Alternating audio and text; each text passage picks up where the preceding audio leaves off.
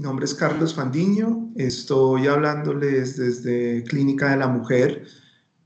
Quiero dar la bienvenida a este simposio que organizamos en el Grupo Quirón Salud, Clínica de la Mujer y Clínica de Banaco, en cada uno de sus centros de fertilidad. Este es un programa planeado por y para personal de enfermería.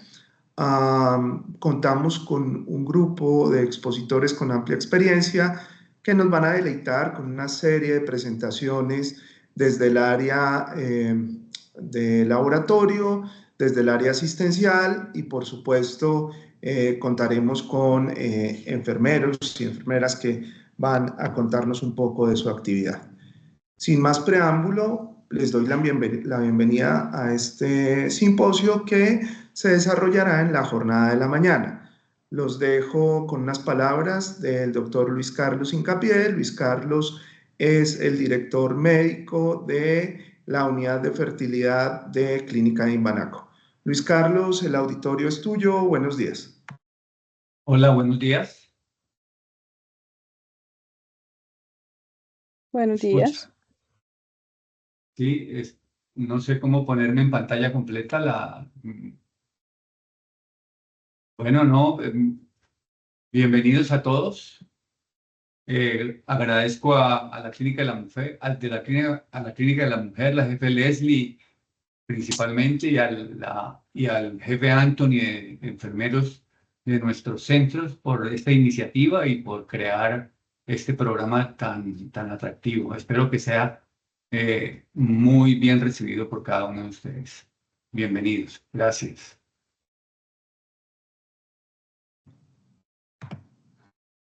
Luis Carlos, muchas gracias. Y bueno, para ya dar continuidad al programa, quiero presentarles a Lorena Castillo. Lorena es la coordinadora del grupo de docencia e investigación en Clínica de la Mujer, y al jefe de enfermería, Anthony, quien se encuentra en Clínica de Imbanaco.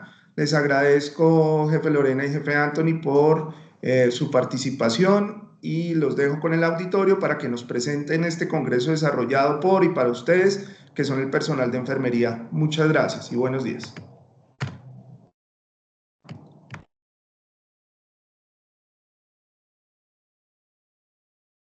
¿Cómo están? Buenos días para todos. Bienvenidos. Mi nombre es Lorena Castillo, soy enfermera de la Pontificia Universidad Javeriana, coordinadora del área de educación y convenios docencia de la Clínica de la Mujer, y hoy, en nombre de la Clínica de la Mujer, del Departamento de Enfermería, también de la coordinación del área de fertilidad, les damos la bienvenida a este evento. El objetivo como tal es poder fomentar y actualizarlos en conocimientos respecto a fertilidad, el rol de enfermería tan importante que tiene en todos los procesos que realizan nuestros pacientes a diario en nuestra clínica, y también actualizarlos con nuestros médicos tanto del Centro de Imbanaco como de Clínica de la Mujer respecto a toda la innovación que hay en estos procesos y cómo desde el rol de enfermería y médicos generales podemos apoyar y acompañar todos estos procesos con nuestros pacientes.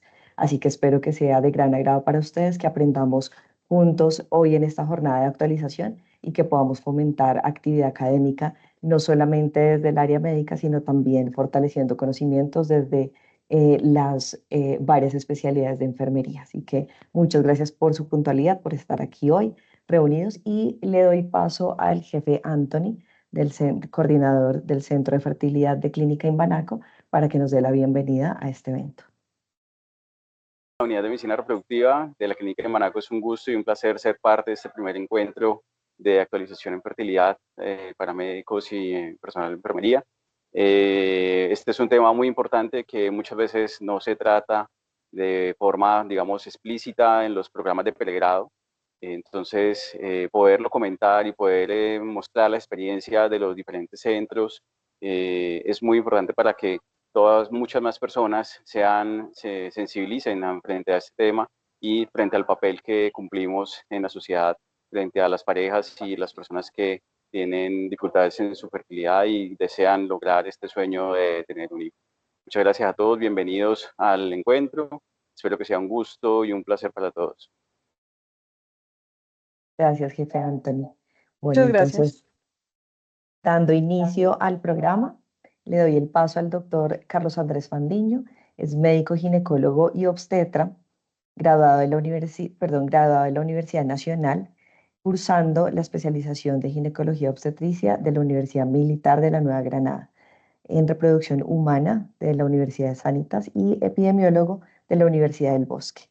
Actualmente ocupa el cargo de director científico del Centro de Fertilidad y Clínica de la Mujer y hoy nos acompaña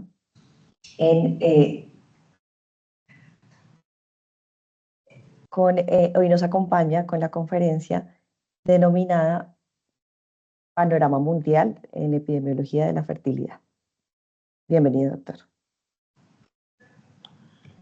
Buenos días, Lorena, muchas gracias por la presentación.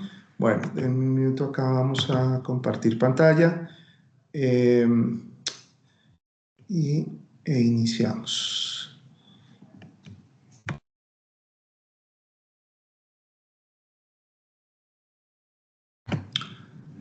Bueno, para arrancar la jornada de hoy quiero hablarles un poquito del panorama mundial y nacional de la infertilidad. Vamos a hablar algo de la epidemiología de la enfermedad, porque es importante su diagnóstico temprano, tratamiento y cuáles son las estrategias que se deberían implementar para tener una mejor cobertura, dado que esta es una de las problemáticas tanto a nivel mundial como nacional. No tengo ningún tipo de conflicto de interés para la presentación de esta conferencia y vamos a empezar a hablar de lo que es el diagnóstico de infertilidad y su definición. La infertilidad, por definición, es una enfermedad que se caracteriza por el no logro de gestaciones después de 12 meses de relaciones sin anticoncepción. Es una condición que puede afectar a las parejas o al individuo de forma individual. ¿Qué quiero decir con esto? En esta definición ya se engloba también aquellos pacientes que por su condición no tienen una pareja, ya sea el hombre femenina o la mujer masculina, y eso los lleva a un diagnóstico de infertilidad requiriendo tratamiento. Es una enfermedad que genera discapacidad por deterioro de la función y podemos hablar de diferentes tipos de infertilidad de acuerdo a los antecedentes de la paciente y de su pareja. Si ha habido un embarazo previo, consideramos una infertilidad secundaria cuando ha sido en el seno de la misma pareja. Si no han habido embarazos previamente, hablamos de infertilidad primaria y también podemos acotar un término que es la infertilidad terciaria para aquellos pacientes que han tenido en uniones anteriores al actual embarazos. En cuanto a la prevalencia de la enfermedad, es importante tener en cuenta que es alta. La Organización Mundial de la Salud, en su último boletín del año 2023, informa que 1 de cada 6 personas a nivel mundial padece de la enfermedad. Esto nos lleva a hablar de una prevalencia individual de un 17% y aproximadamente se estima que 185 millones de personas a nivel mundial padecen de infertilidad y aproximadamente 48 millones de parejas cursan con la enfermedad. Esto si consideramos solamente aquellas parejas o pacientes que están en búsqueda de embarazo, que es como debería definirse. En cuanto a la prevalencia, podemos hablar de 2 tipos de prevalencia: la prevalencia individual a lo largo de la vida y la prevalencia de periodo, que significa la concentración de casos en un periodo de tiempo generalmente estimado en 12 meses. Cuando hablamos de prevalencia individual, consideramos que la prevalencia a nivel mundial es cercana al 17.5% y la prevalencia de periodo de 12.6%. Cuando revisamos estos puntos a nivel geográfico, encontramos que la diferencia no es mucha. Ya más adelante hablaré un poco más al respecto. Si evaluamos la etiología de la enfermedad, consideramos que hasta en un 40% de los casos hay una condición femenina asociada, en otro 45% de los casos hay una condición masculina asociada y contamos con un 15 a 20% de casos, dependiendo de la región y los estudios que se hayan realizado, con un diagnóstico de infertilidad de origen no explicado, lo cual significa que la pareja o la paciente ha tenido problemas de fertilidad, pero no hay una causa que la identifique. Cuando hablamos de infertilidad femenina, tenemos condiciones a nivel del útero, a nivel de las trompas uterinas y a nivel del ovario.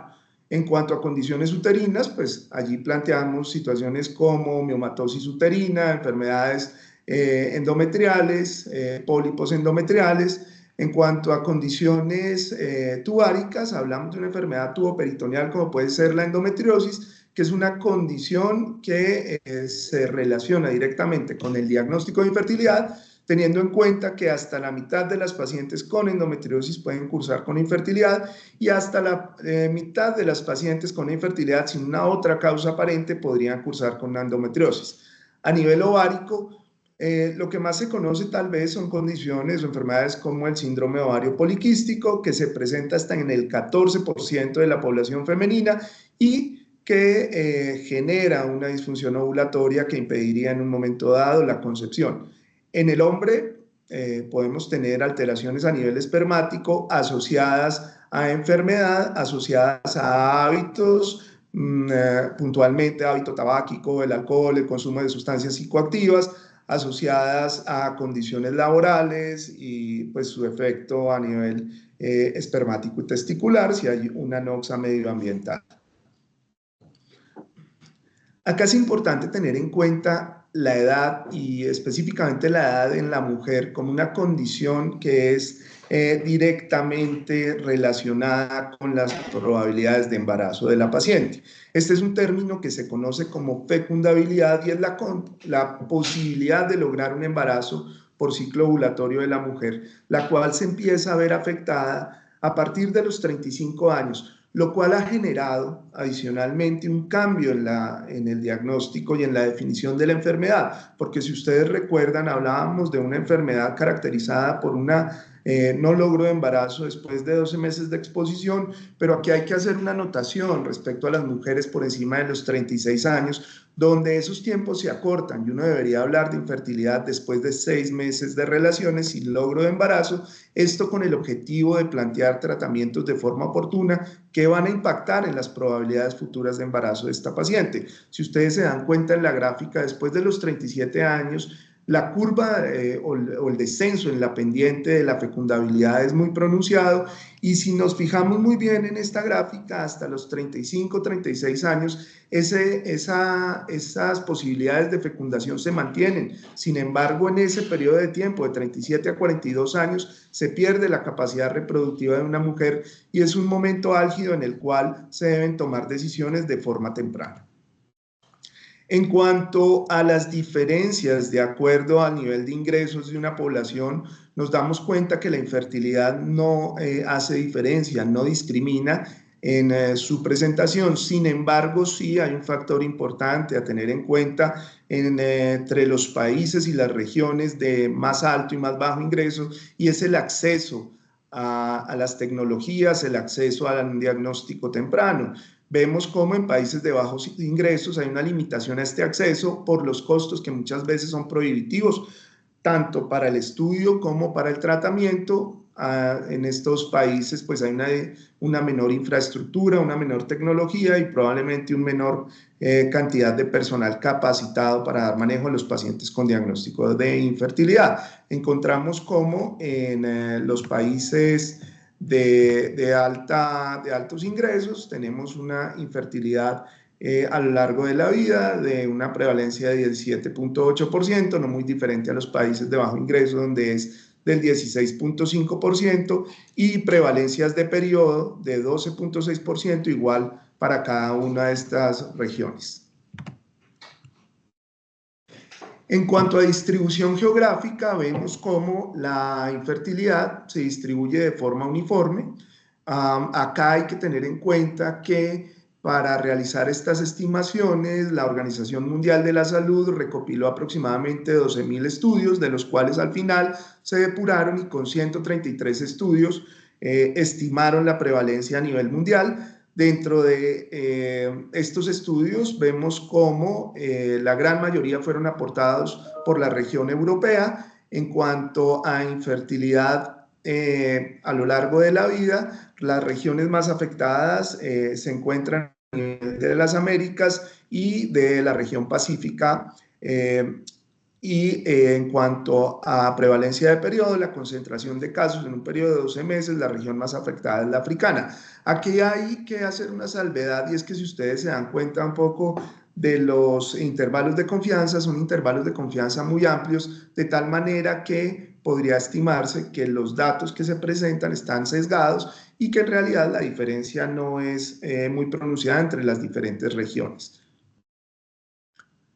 ¿Qué pasa con la infertilidad? Pues que es una condición que genera discapacidad, que tiene consecuencias sociales en cuanto a aislamiento, estigmatización y que al final se convierte en una problemática de salud pública, sobre todo si tenemos en cuenta que cada vez más la población mundial envejece, viéndose mucho más afectadas algunas regiones que otras en forma diferencial. Cuando hablamos del concepto de salud, si nos remontamos a lo que es el diagnóstico de la enfermedad, de la infertilidad, pues hablamos de un concepto de bienestar completo, tanto físico, mental y social, y no solo la ausencia de la enfermedad. Hay que tener en cuenta, de acuerdo a esto, y como lo diría René Dubos, la salud es principalmente una medida de la capacidad de cada persona de hacer o convertirse en lo que quiere ser. La infertilidad va en contra de esto. Cuando una pareja desea ser padres, desean la paternidad, pues definitivamente es una condición que es devastadora si no se logra y que no le permite a esa pareja llegar a ser efectivamente lo que quiere llegar a ser. En cuanto a esto, hay que tener en cuenta los derechos reproductivos y son esos derechos que tiene cada individuo, cada pareja, de tener los hijos que quiere, de espaciar los embarazos para los momentos que sean adecuados y de alcanzar esa capacidad reproductiva en el momento que se quiere. Ahora, aquí hay que hacer una acotación importante, y es que ese querer lograr un embarazo pues depende en buena medida de la edad de la paciente. Como les contaba, después de cierta edad ya las probabilidades de embarazo disminuyen hasta que se acercan a cero a partir de los 42 años. En los derechos sexuales y reproductivos partimos de lo que es la planeación familiar, de tal manera que vamos a ir viendo cómo, de acuerdo a la edad de los pacientes, de acuerdo a las condiciones geográficas y socioeconómicas, encontramos cómo algunas pacientes requieren en un principio la utilización de métodos anticonceptivos para la planeación familiar, y al final, si es que no se logra un embarazo en el momento deseado, pues la necesidad de estudios y tratamientos para problemas de fertilidad. El impacto de la condición es grande, es así como la Federación Internacional de Ginecología y Obstetricia ha propuesto unas herramientas que se pueden conseguir en la web de forma gratuita y que se denomina como el Fertility Toolbox. En esta herramienta que propone la Federación Internacional de Ginecología y Obstetricia se enmarca el impacto de la infertilidad, el estudio inicial que se debe hacer y los tratamientos a proponer, y está disponible no solo para personal de salud, sino también para los pacientes. Acá vemos cómo el impacto pues genera una afectación en la calidad de vida. La carga de enfermedad puede ser grande y diferente para cada una de las personas. Hay pacientes que valoran mucho más esa idea de concepción, hay pacientes que si bien quieren embarazarse no lo tienen muy claro, y hay pacientes que definitivamente no consideran la posibilidad de tener hijos a lo largo de su vida.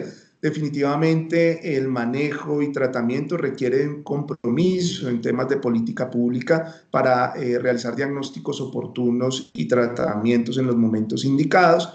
No se debe discriminar a estos pacientes, aunque es claro que se estigmatiza y se discrimina socialmente a la pareja o a la paciente infértil.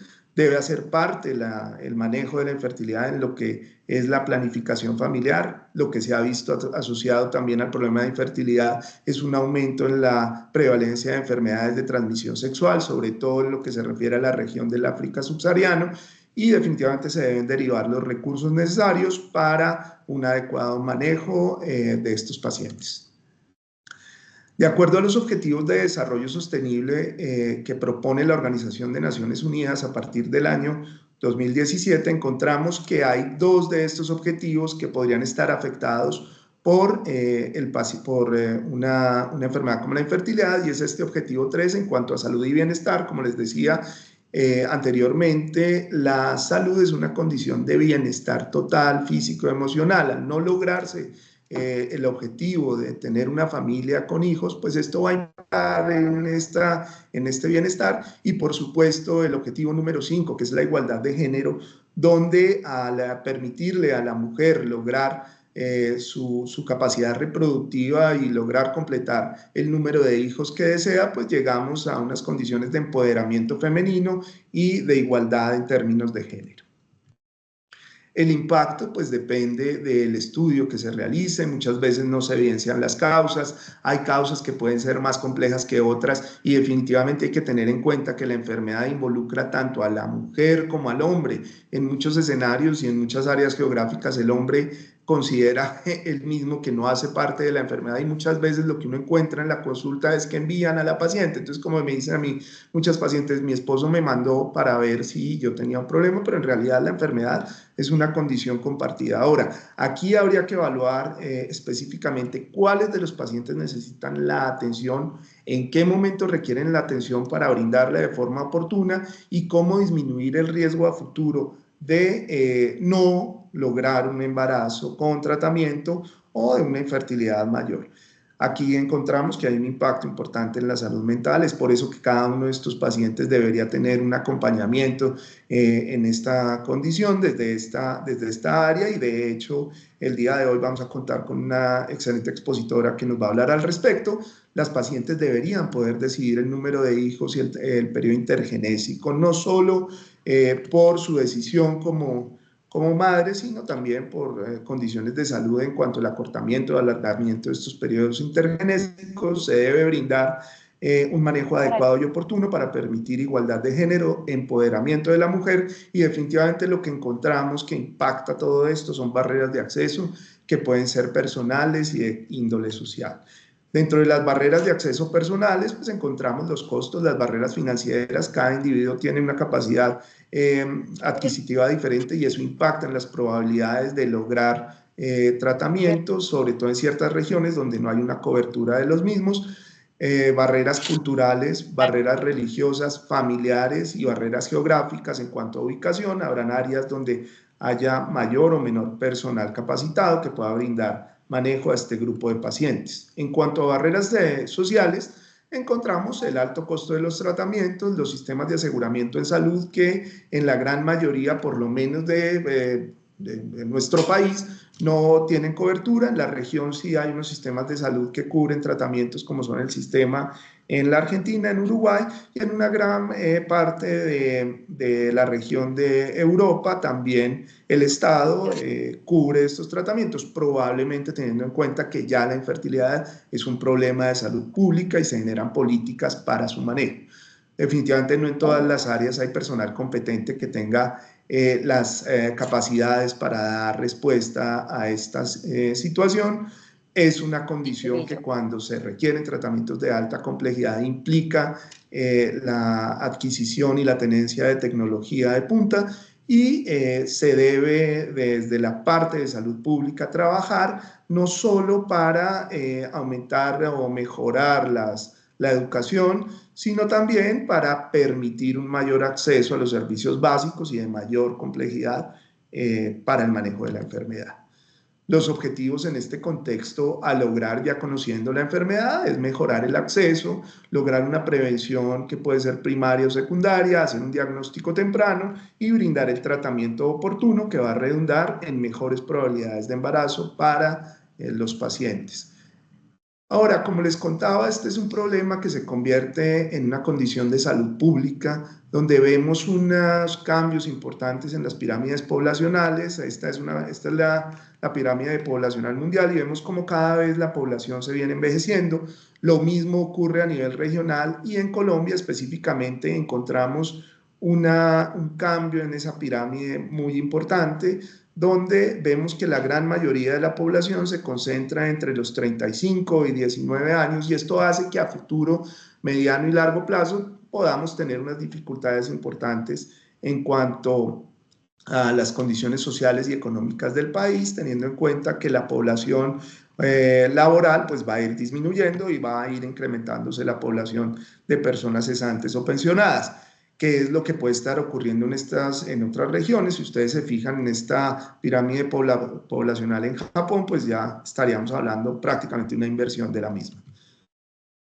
Y pues en Colombia no nos escapamos a esto, y estos son datos un poco preocupantes de la natalidad. El recambio de la población por mujer fértil pues ha ido en disminución y se ve comprometida. Estos datos fueron brindados a final del año pasado, a principios de y alarmantemente se ve cómo ha habido una disminución en la natalidad de un 14.4% respecto a el decenio anterior. ¿Qué sabemos para Colombia? Pues lo que sabemos se remonta al año 2015, digamos que es la última encuesta nacional de demografía y salud que realiza Profamilia, y lo que encontramos aquí es que para la población de 13 a 49 años, 10.2% de ella tiene problemas de fertilidad. El acceso definitivamente para esta población que puede tenerlo es mínimo, estamos hablando de un acceso cercano al 20%.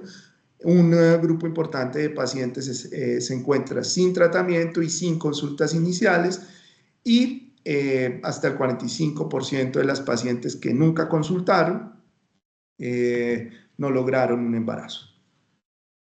En cuanto a estos datos que presenta la Encuesta Nacional de Demografía y Salud, pues lo que vemos acá es algo relacionado a la edad de presentación y a la concentración de casos de acuerdo a esta edad, y esta concentración se ve mayormente entre pacientes de 35 a 45 años.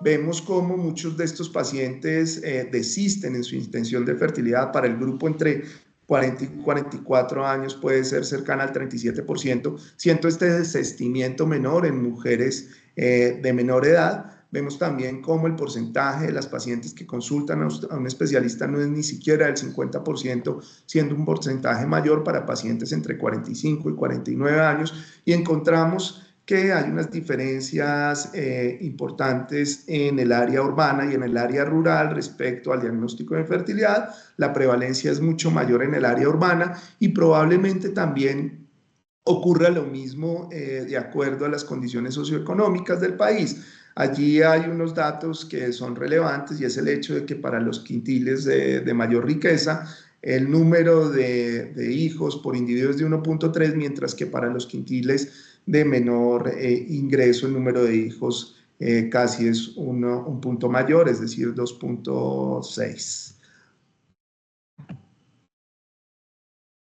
En cuanto al nivel de educación e ingresos, lo que vemos acá es que hay una diferencia en la presentación de la enfermedad entre los ingresos de los pacientes de mayor y las de menor ingreso, siendo más prevalente la condición en mujeres de más altos ingresos y siendo más prevalente la condición en mujeres con niveles de educación superior.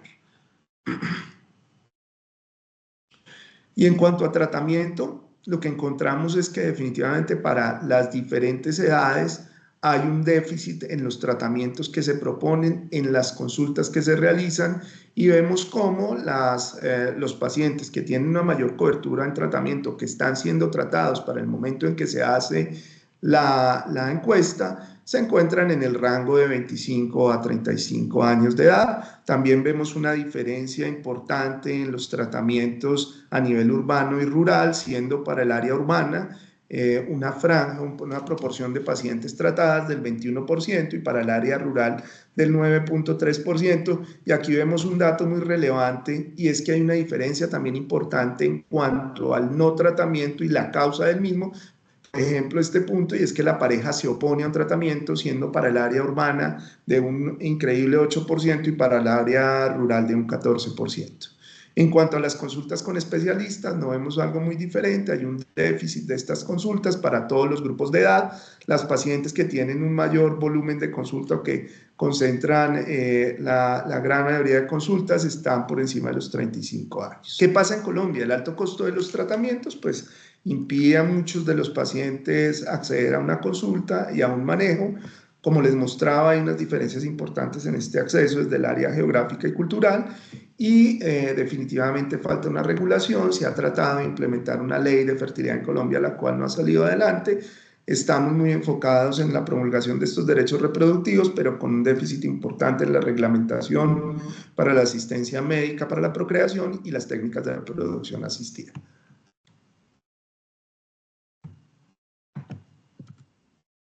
Ahora, como grupo, nosotros los centros de fertilidad nos hemos acogido en una asociación que es la Asociación Colombiana de Centros de Reproducción Humana, que es la ACCER, y estamos empezando a brindar información al respecto inicialmente para los asociados, pero que probablemente a futuro será de interés público y de conocimiento público. Y aquí encontramos cómo efectivamente sí ha habido un incremento entre el año 2021 y 2022 en el número de tratamientos de alta complejidad, un incremento cercano al 23%, pero si ustedes se acuerdan de los datos que veíamos en las tablas que reporta la Encuesta Nacional de Salud, probablemente estos tratamientos sean tan solo la cuarta parte de los tratamientos que se deberían hacer en Colombia de alta complejidad. Es decir, nosotros deberíamos estar alrededor de 16.000 a 18.000 tratamientos de alta complejidad para la población que tenemos enfrente. Esto obliga a tener una comunicación bidireccional entre todas las partes, el paciente, el médico y las entidades gubernamentales, para así lograr un mayor acceso al diagnóstico y a los tratamientos. Las conclusiones pues, de esta primera presentación es que la infertilidad es una enfermedad con una muy alta prevalencia, es un problema de salud global con un impacto biológico, social y económico. No hay diferencias regionales ni discriminación por nivel socioeconómico. Los datos para Colombia son similares a los que se tienen en otras regiones y a nivel global. Se deben vencer las barreras de acceso y esto tiene unas implicaciones socioeconómicas a mediano y largo plazo. Ya los dejo con la actividad que hacemos en el centro. Estamos aquí haciendo una transferencia embrionaria. La auxiliar de enfermería está apoyando en ecografía para la realización del procedimiento. Acá hacemos una aspiración folicular donde la auxiliar de enfermería principal está sentada a mi lado haciendo la recolección de muestras del folículo ovárico, y a un auxiliar de enfermería detrás de nosotros que es quien va a entregar los tubos de la recolección de muestras en el laboratorio. También vemos cómo el personal de enfermería apoya en la educación y administración de medicamentos en los pacientes, y también encontramos que, por lo menos en nuestro centro, personal de enfermería apoya las labores comerciales. Los dejo con el grupo de enfermeras del centro de fertilidad, la jefe Marta, que se encuentra en la mitad, quien es la persona que hace labores comerciales en el centro, Diana a mano izquierda y Verónica a mano derecha. Agradezco pues la atención prestada y los dejo a continuación con la jefe Lorena Castillo.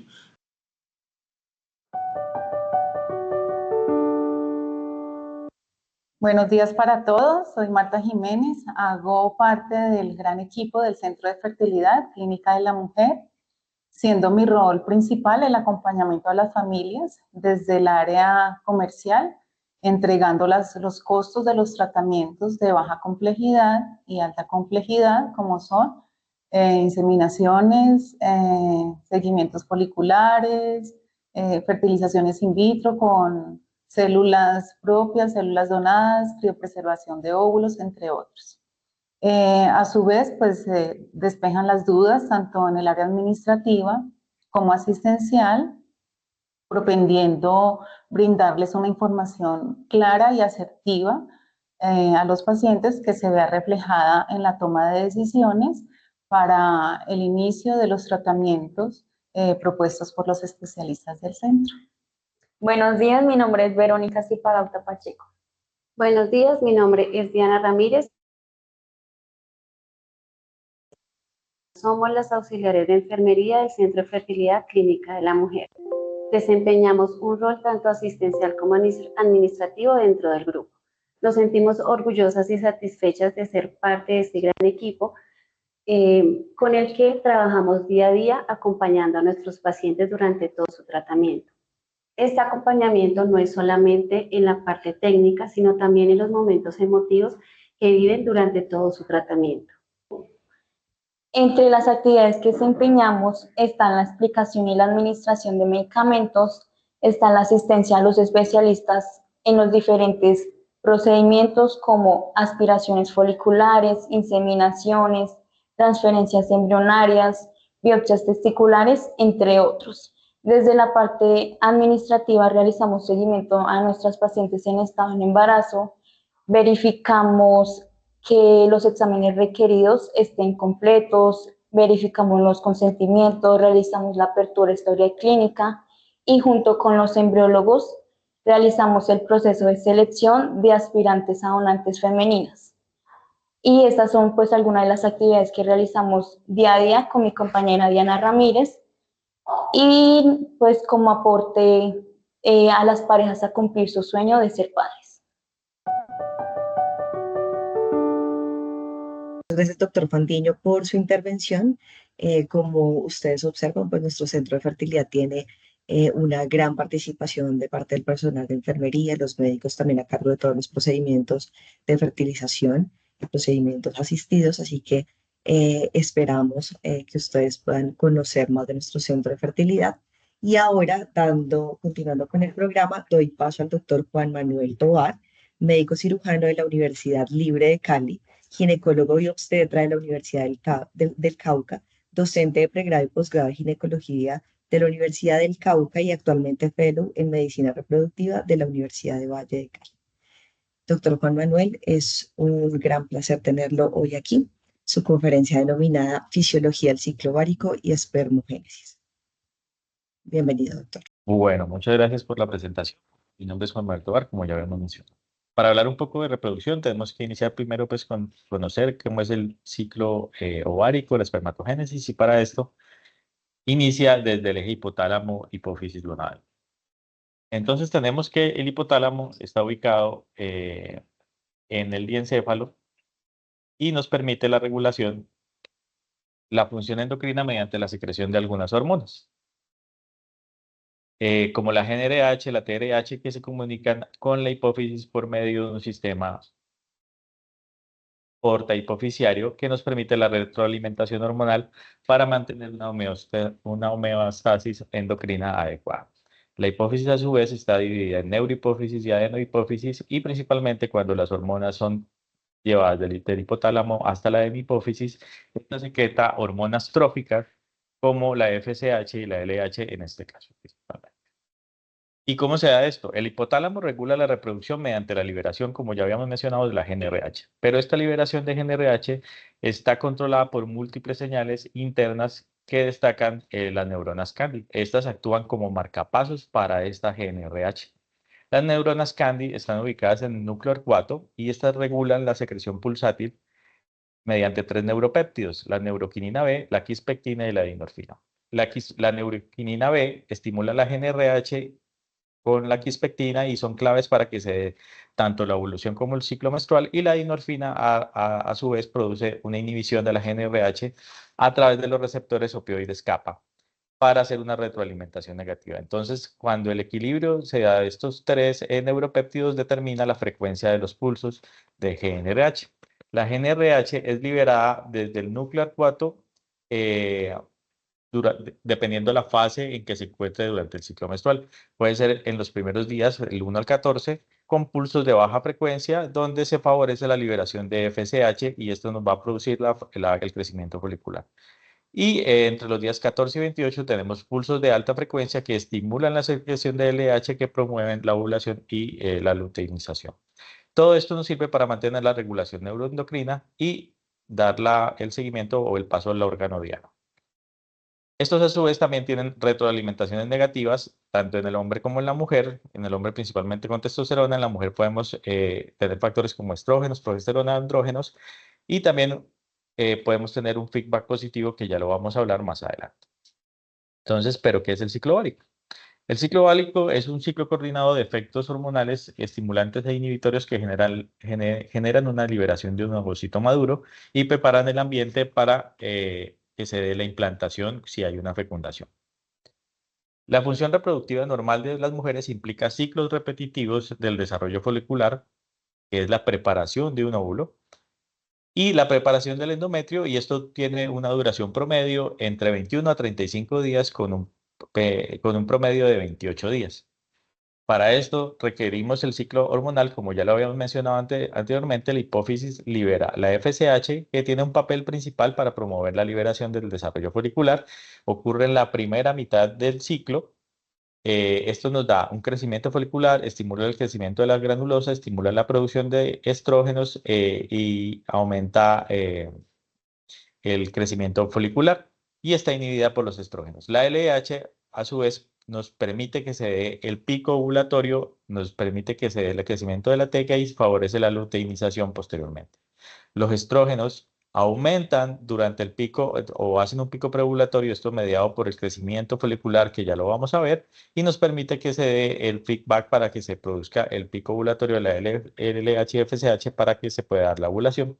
Y la progesterona, que lo produce principalmente el cuerpo lúteo, es la que nos produce la maduración del endometrio y nos prepara para que se dé esa implantación, y hace un pico máximo 8 días después del pico del LH. Por eso es que cuando mandamos el examen para medirlo y si se produjo la ovulación, lo mandamos al día 21 del ciclo, más o menos.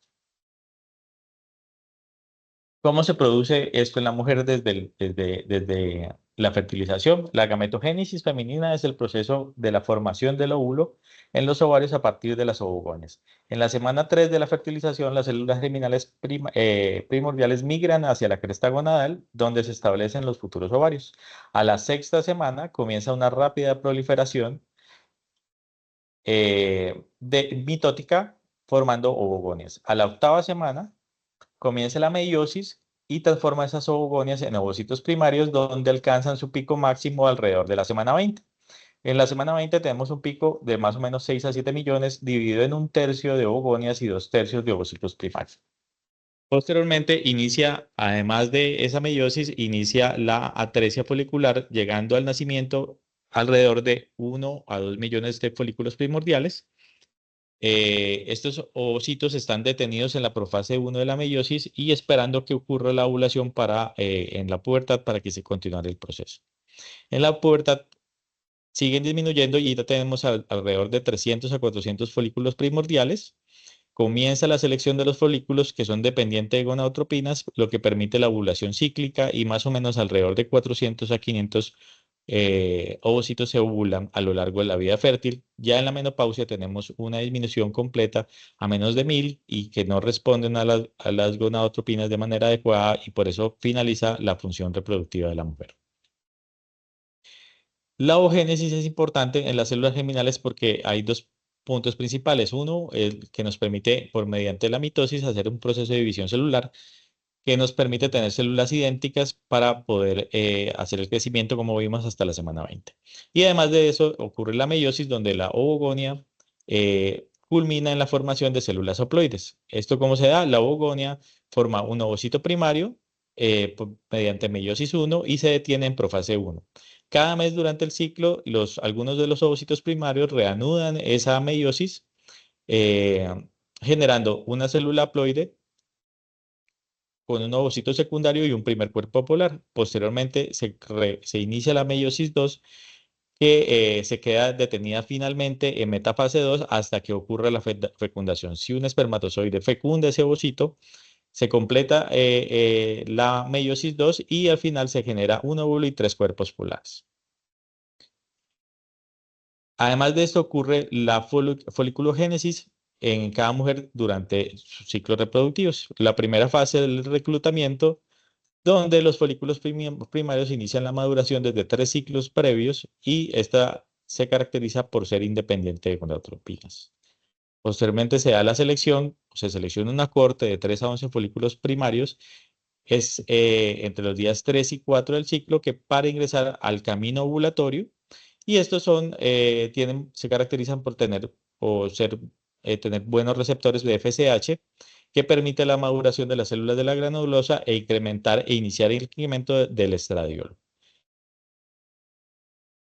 Posteriormente se da la dominancia folicular entre los días 5 a 7 de cada ciclo, donde uno de los folículos que tiene mayor cantidad de receptores de estrógenos sigue su crecimiento para convertirse en un folículo antral y responder incluso a niveles bajos de la FSH, lo que nos permite hacer que continúe haciendo su maduración, que continúe produciendo estrógenos y hacer el pico preovulatorio para que se dé finalmente la ovulación.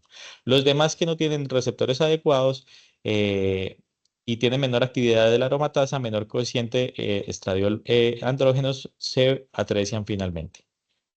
Durante ese proceso, en cada uno de esos folículos ocurre la foliculogénesis. La foliculogénesis la podemos dividir en dos fases iniciales, que es la antral y la preantral y la antral, pero hormonalmente lo podemos dividir en tres. La fase independiente de gonadotropinas, que incluye el desarrollo de los folículos primordiales, primarios y secundarios. Esta fase, la maduración ocurre sin influencia de las gonadotropinas, solamente por factores intraováricos principalmente. Tenemos un folículo primordial que contiene el ovocito primario, rodeado de una capa de células pregranulosas planas. Después encontramos el folículo primario que aumenta el tamaño. Esas células de la granulosa pasan de ser planas a cúbicas y se inicia la formación de la zona pelúcida. Después tenemos el folículo secundario que se desarrolla la teca folicular, se divide en interna, que es la que nos produce los andrógenos, y la externa, que tiene un tejido conjuntivo. Y comienza la vascularización a nivel de esta teca interna. Después tenemos la fase de gonadotropina responsiva, por así decirlo. Se inicia con el folículo antral temprano.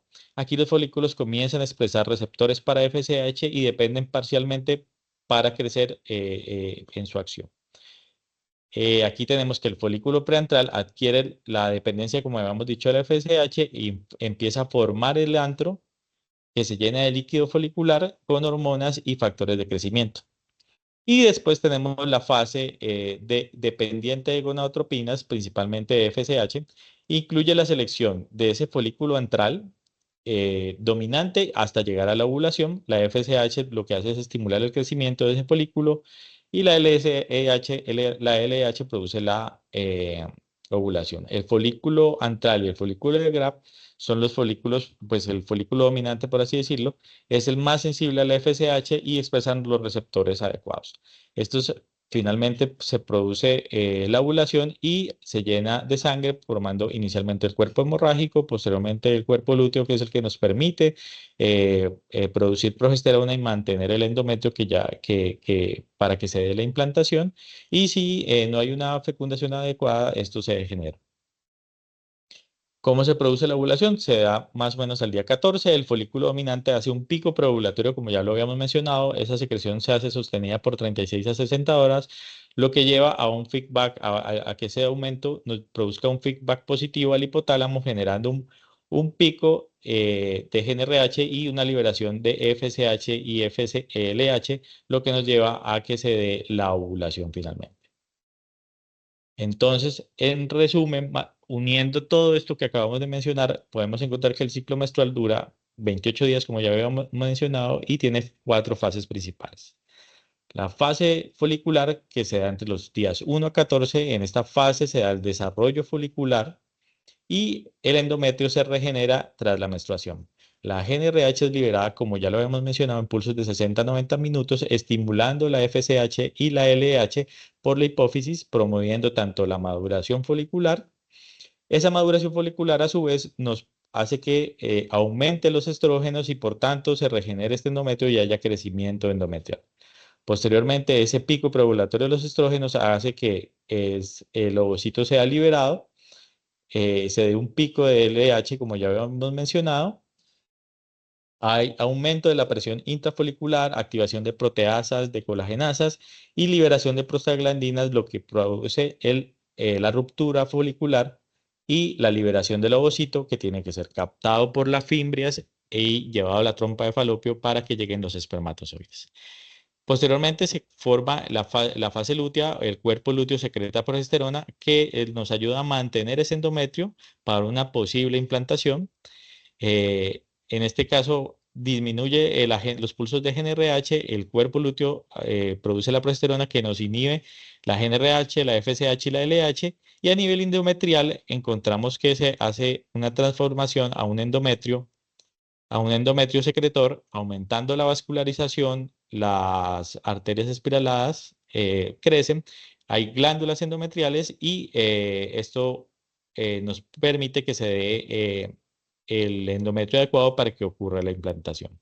Si la fecundación se lleva a cabo, el embrión lo que hace es secretar HCG y perpetúa este cuerpo lúteo hasta más o menos las 12 semanas. Si no hay fecundación, este cuerpo lúteo se degenera formando un cuerpo albicans que no produce hormonas y se da la descamación del endometrio produciendo la menstruación. Como sabemos, la menstruación dura en promedio 3 a 7 días con un volumen de hasta 80 a 90 mililitros y tiene un promedio de ciclo a ciclo, como ya lo habíamos mencionado, de 28 días. El otro punto que vamos a hablar es la espermatogénesis.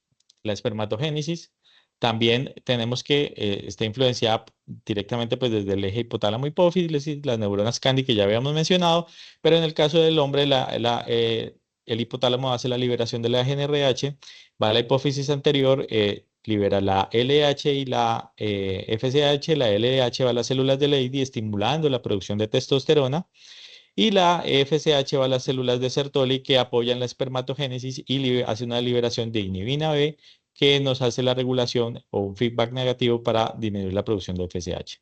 En el caso de la testosterona se convierte en estradiol por la enzima aromatasa y se convierte en dihidrotestosterona por medio de la 5-alfa reductasa. Estos se unen a receptores propios regulando las acciones como el desarrollo masculino, la función sexual, el mantenimiento de piel, cabello, huesos y músculos, la cognición, entre otros. Y también la testosterona nos hace una regulación o un feedback negativo sobre el hipotálamo para inhibir esos pulsos de GnRH en el ciclo. ¿Cómo es las fases del desarrollo de la testosterona en el hombre? En la fase fetal, en el segundo trimestre, la testosterona aumenta para la diferenciación genital y cerebral masculina, disminuyendo en el tercer trimestre. En la fase neonatal se produce un pico transitorio de testosterona, que es lo que se llama la mini pubertad, que también ocurre en la mujer en los primeros meses, que es crucial para el desarrollo testicular. Luego los niveles caen nuevamente hasta casi imperceptibles y que aumentan nuevamente cuando se da la pubertad. En la fase adulta, la testosterona está estable entre los 20 hasta los 40 años con una producción espermática óptima y posterior de los 40 años empieza a disminuir esa testosterona progresivamente y está asociado a la andropausia. Hay disminución de la fertilidad, pero sabemos que después de esta edad también se puede dar la fertilidad en el hombre sin problemas. Los testículos están por fuera del cuerpo y requieren estar por fuera para que se puedan dar estos procesos de espermatogénesis y porque requiere una temperatura más o menos de menos 2 grados centígrados para poderse llevar a cabo. Están divididos por túbulos seminíferos y dentro de estos se realiza la espermatogénesis. Estos se comunican con el epídipo por medio de la red de testis que pasan después por la vejiga, por el conducto del epidimo, van al conducto de frente, después van a la vejiga, pasan por las glándulas seminales hasta llegar pues a la uretra. De manera análoga en lo que hacen las mujeres en los ovarios, los testículos poseen dos funciones. Uno es la generación de las células germinativas y dos la producción de hormonas masculinas.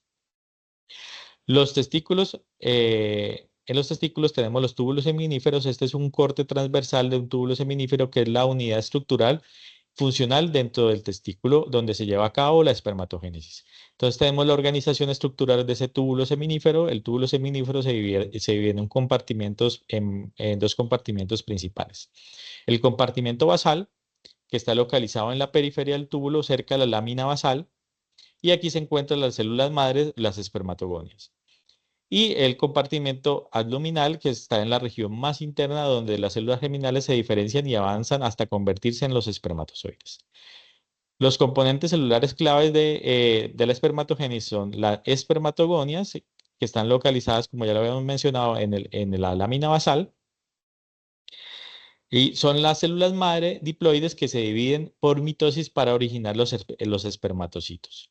Los espermatocitos se encuentran en el compartimento abdominal, son células en proceso que se dan meiosis y que darán lugar a las espermátides. Las espermátides tempranas son células haploides resultantes de esa meiosis de los espermatocitos, los cuales van a madurarse finalmente y llegar a requerir una modificación morfológica para producir los espermatozoides. Otras células clave que tenemos son las células de Sertoli que brindan un soporte estructural y metabólico a las células germinales, forman la barrera hematotesticular, que es parecida a la barrera hematocefálica, por así decirlo, y regulan el microambiente para que se dé una espermatogénesis adecuada. Esa espermatogénesis comienza también, igual que en la mujer, desde que se da la migración de las células germinales en la tercera semana hacia el reborde gonadal y aproximadamente a la octava semana hay 300.000 espermatogonias en cada gónada. Se da una división mitótica que lleva en la pubertad a llegar hasta 600 millones en cada testículo y la proliferación en la vida adulta se da aproximadamente de 100 a 200 millones de espermatozoides cada día. ¿Cómo es ese proceso? Para que la espermatogénesis se dé, requerimos una multiplicación, una duplicación y una reducción por 2 veces. Además, un cambio en la morfología estructural de esa célula para que nos dé el movimiento para que pueda ser efectiva o viable. Entonces, ¿cuáles son las etapas de la espermatogénesis? Tenemos la gónada bipotencial, que es indiferenciada y gracias al gen SRY del cromosoma Y nos permite que esto se convierta en la gónada masculina. Posteriormente tenemos los gonocitos, que son las células germinales primordiales que darán origen a las espermatogonias madre. Estas espermatogonias hacen la fase proliferativa, que se da la mitosis principalmente, y las espermatogonias madres dan las espermatogonias progenitoras.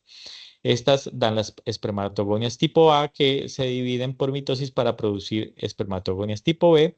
Las espermatogonias tipo B inician posteriormente a la fase meiótica produciendo un espermatocito primario que se caracteriza porque es una célula diploide con ADN replicado y posteriormente este ingresa a la meiosis dando un resultado de una primera división meiótica y finalmente nos lleva a una espermátide redonda que sería la célula haploide definitiva con ADN no replicado, la que entra a la formación de la espermiogénesis, se hace la elongación que ya vamos a hablar en el siguiente diapositivo.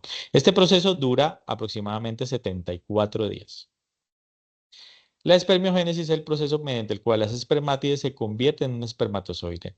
El núcleo se alarga, las mitocondrias se colocan en el cuello y los centriolos en la cola. ¿Esto cómo se produce? La espermiogénesis, tenemos la espermátide que se encuentra entre el túbulo seminífero al lado de las células de Sertoli y que tiene un núcleo con una membrana celular que tiene 23 cromosomas y 23 cromátides y requiere cambiar su forma para poder ser una célula útil para la fertilidad. Entonces lo que tenemos ahí es primero una reducción del citoplasma.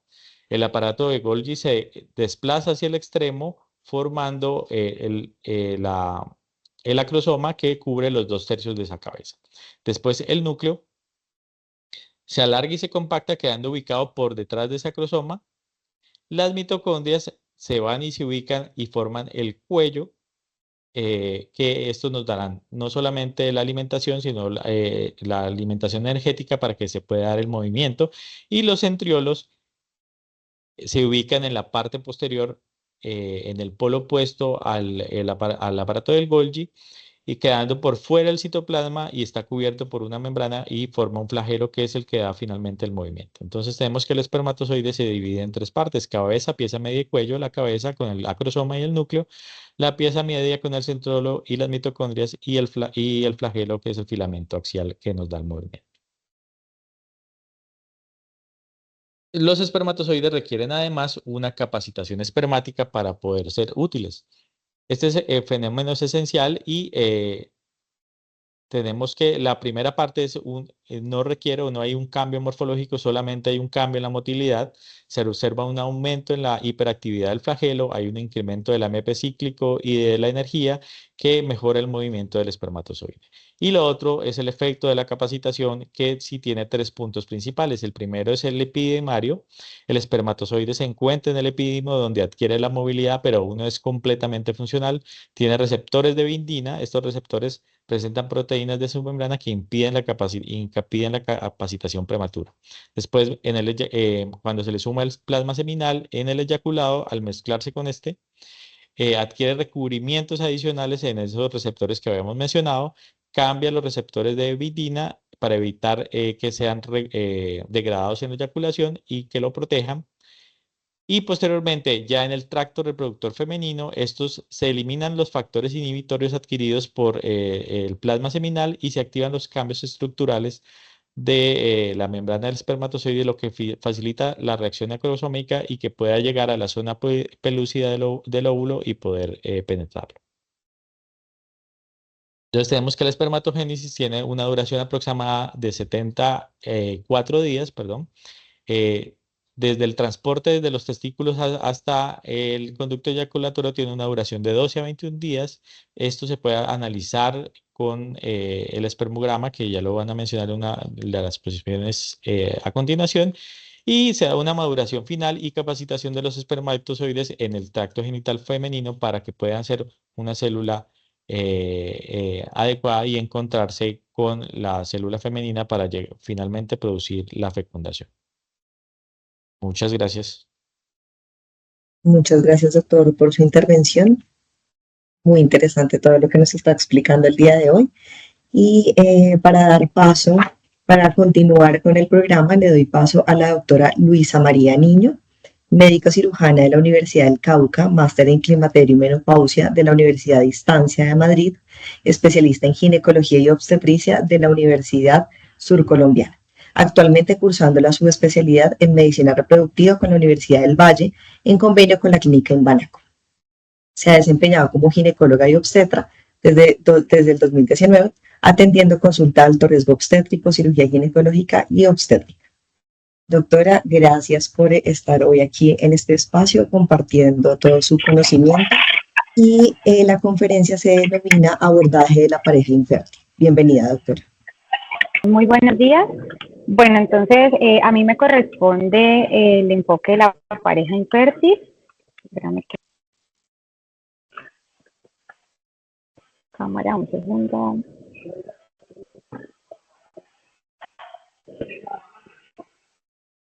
No me compartió el fondo. Bueno, voy a empezar así. Bueno, a mí me corresponde entonces el enfoque de la pareja infértil. Vamos a hablar un poco del tema, pues inicialmente hacer un enfoque inicial de lo que debemos hacer de la evaluación del hombre, la evaluación de la mujer y el grupo donde se enfoca la infertilidad inexplicada.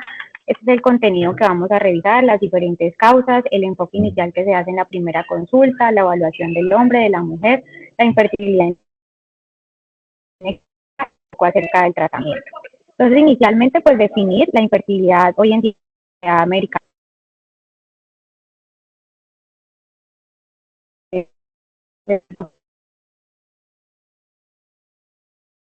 De la pareja, pues un deterioro en su capacidad reproductiva. Hay que tomar en cuenta que cuando tenemos parejas debajo de los 35 años, la evaluación se debe iniciar al año cuando no se ha logrado gestación, y en las parejas cuando la mujer está por encima de los 35 años, se debe buscar cuando tenemos 6 meses de búsqueda de la gestación. Aquí pues es importante tomar en cuenta el concepto también de esterilidad, que es como tal la imposibilidad absoluta para concebir. En este grupo ya tenemos a los hombres que tienen diagnóstico, por ejemplo, de azoospermia, y a las mujeres con obstrucción tubárica bilateral, donde ya existe una necesidad de buscar una intervención médica que va a ser diferente, como una fertilización in vitro, donde se puede requerir incluso ya la donación de gametos o de embriones. Entonces, definir la infertilidad primaria, esta se define básicamente cuando no se ha logrado ninguna gestación, y la infertilidad secundaria cuando se ha logrado una gestación previa. Es importante tomar en cuenta que el 30% de las infertilidades se pueden enfocar al factor femenino, el otro 30% al factor masculino. Existe un 10 a un 20% que es un factor inexplicable y mixto en un 30%. Tomar en cuenta que a medida que la edad de la mujer sobre todo avanza, hay menor probabilidad de que se pueda quedar en embarazo. Por eso cuando, por ejemplo, encontramos mujeres por encima de los 40 años, ya esta probabilidad se aumenta a un 70% en comparación entre los 20 a los 25 años, que es entre el 4 al 5%. Dentro de las causas tenemos múltiples causas, existe un 25% que se ubica en el factor tuboperitoneal, en el ovulatorio. El 30 al 35% puede ser un factor masculino, donde pues ya vamos a ver, digamos, las diferentes causas, pero son testiculares, vasculares, infecciosas. Existe un 5% donde podemos encontrar factor uterino, factor inmunológico y el factor cervical. Entonces, ¿cómo hacemos el enfoque inicial en la consulta? pues inicialmente es importante hacer una historia clínica general enfocada básicamente a la pareja, qué tanto tiempo llevan buscando la gestación, si tenemos o no una pareja que está expuesta a consumo de drogas, alcohol, nicotina. En la mujer es importante verificar cómo son sus ciclos menstruales, el antecedente de cirugías pélvicas, en el hombre si tenemos o no fertilidad previa, si tenemos uso de, por ejemplo, de esteroides anabólicos hoy en día, cirugías abdominales o enfermedades de transmisión sexual, y la edad, que viene a ubicarse en un grupo muy importante.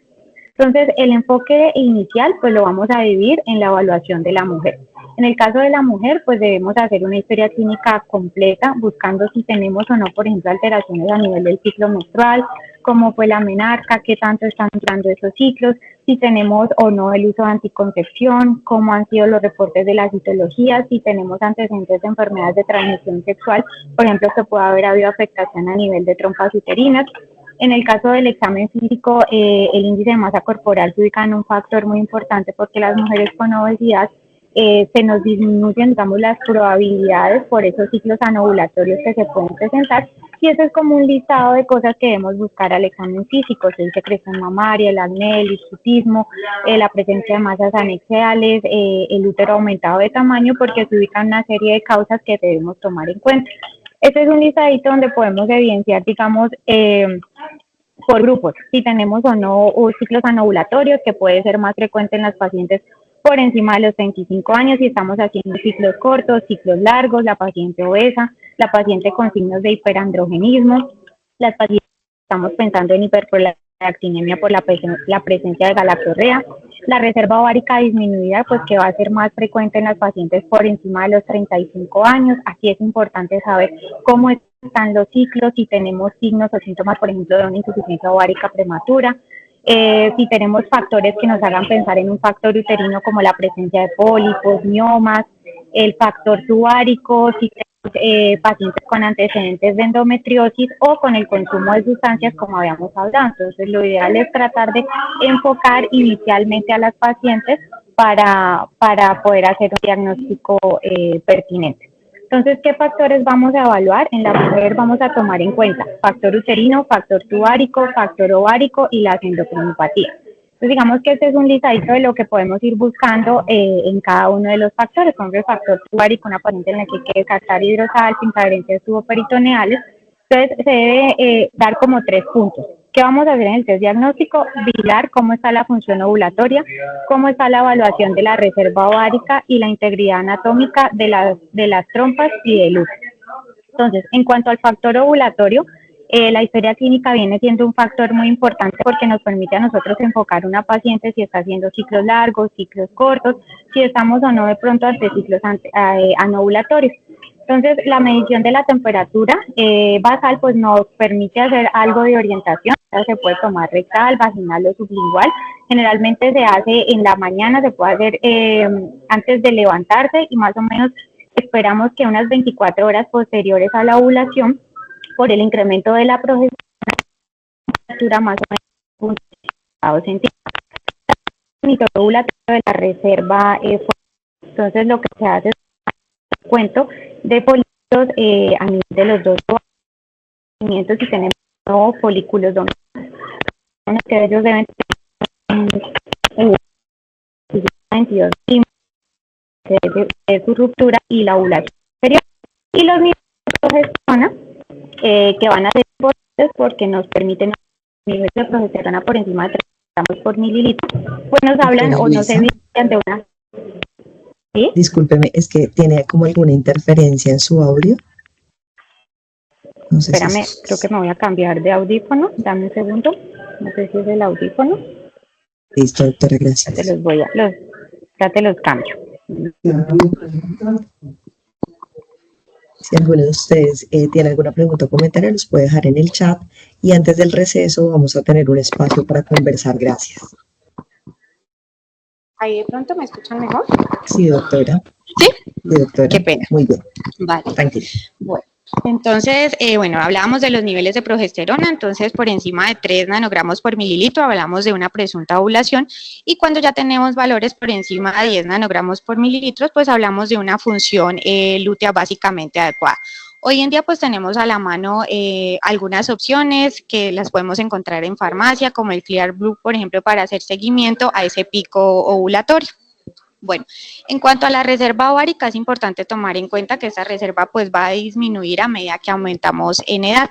Entonces, hoy en día tenemos, digamos, algunas opciones para poderlas ir midiendo. Tenemos niveles hormonales como el FSH y estradiol que se deben tomar entre el día 2 al día 5 del ciclo, niveles de FSH por encima de 10 unidades internacionales o el estradiol por encima de 60, 80 picogramos, nos hablan ya de pobres resultados y una posible falla ovárica. Hoy en día tenemos a la mano la hormona antimuleriana que se puede realizar en cualquier momento del ciclo y ella puede tener niveles bajos cuando está en 1.2 nanogramos, entre 3.5 a 4.6 hablamos de antimulerianas altas, pero acordarnos que en pacientes con ovario poliquístico esta puede tener niveles elevados. Y el recuento de folículos antrales, que es importante realizarlo generalmente al inicio del ciclo, cuando tenemos menos de 6 folículos contados en cada uno de los ovarios, hablamos de o nos sugiere una baja reserva. Bueno, esta gráfica básicamente nos habla, en la línea verde podemos evidenciar cómo se representa la disminución progresiva del número de folículos asociados a la edad. Entonces, tomar en cuenta que por encima de los 35 años va a haber una caída importante de ese número de folículos y en la línea roja nos habla de la proporción de la calidad de esos folículos. Entonces, tomar en cuenta igual que cuando ya estamos por encima de los 35 años, esa calidad también se ve afectada de manera importante. Lo que hablábamos aquí, el recuento de folículos antrales entre el día 2 al día 3 del ciclo y tratando de que nos sumen en cada uno, en los dos ovarios, 6 o más folículos. La hormona antimuleriana, que es un factor pues que nos va a permitir conocer un poco de la reserva. Esta va a ser producida por las células de la granulosa de los folículos pequeños. La hormona antimuleriana, lo que les decía, por debajo de 1.2 hablamos de hormona antimuleriana baja y esta generalmente va a ir disminuyendo con la edad. Hay que tomar en cuenta que no es predictora del tiempo en el que va a suceder un embarazo ni del inicio de la menopausia, no se recomienda para predecir la pérdida del embarazo y no predice la incapacidad para lograr un nacimiento vivo. El otro factor que tenemos que tomar en cuenta en las mujeres pues es el factor uterino y factor tubárico. Hay que descartar patología cervical, descartar alteraciones anatómicas ya sea a nivel uterino o a nivel tubárico que nos pueda interrumpir ese paso del ovocito y las adherencias pélvicas que se pueden dar ya sea por antecedentes de enfermedades de transmisión sexual, enfermedades pélvicas inflamatorias o la endometriosis. Entonces a la mano tenemos digamos varias opciones de estudios. Tenemos la ecografía transvaginal pues que nos va a permitir poder descartar miomas, pólipos. Hoy en día tenemos a la mano la ecografía en 3D que nos permite hacer detección de anomalías de Müller y entonces poder identificar estos úteros.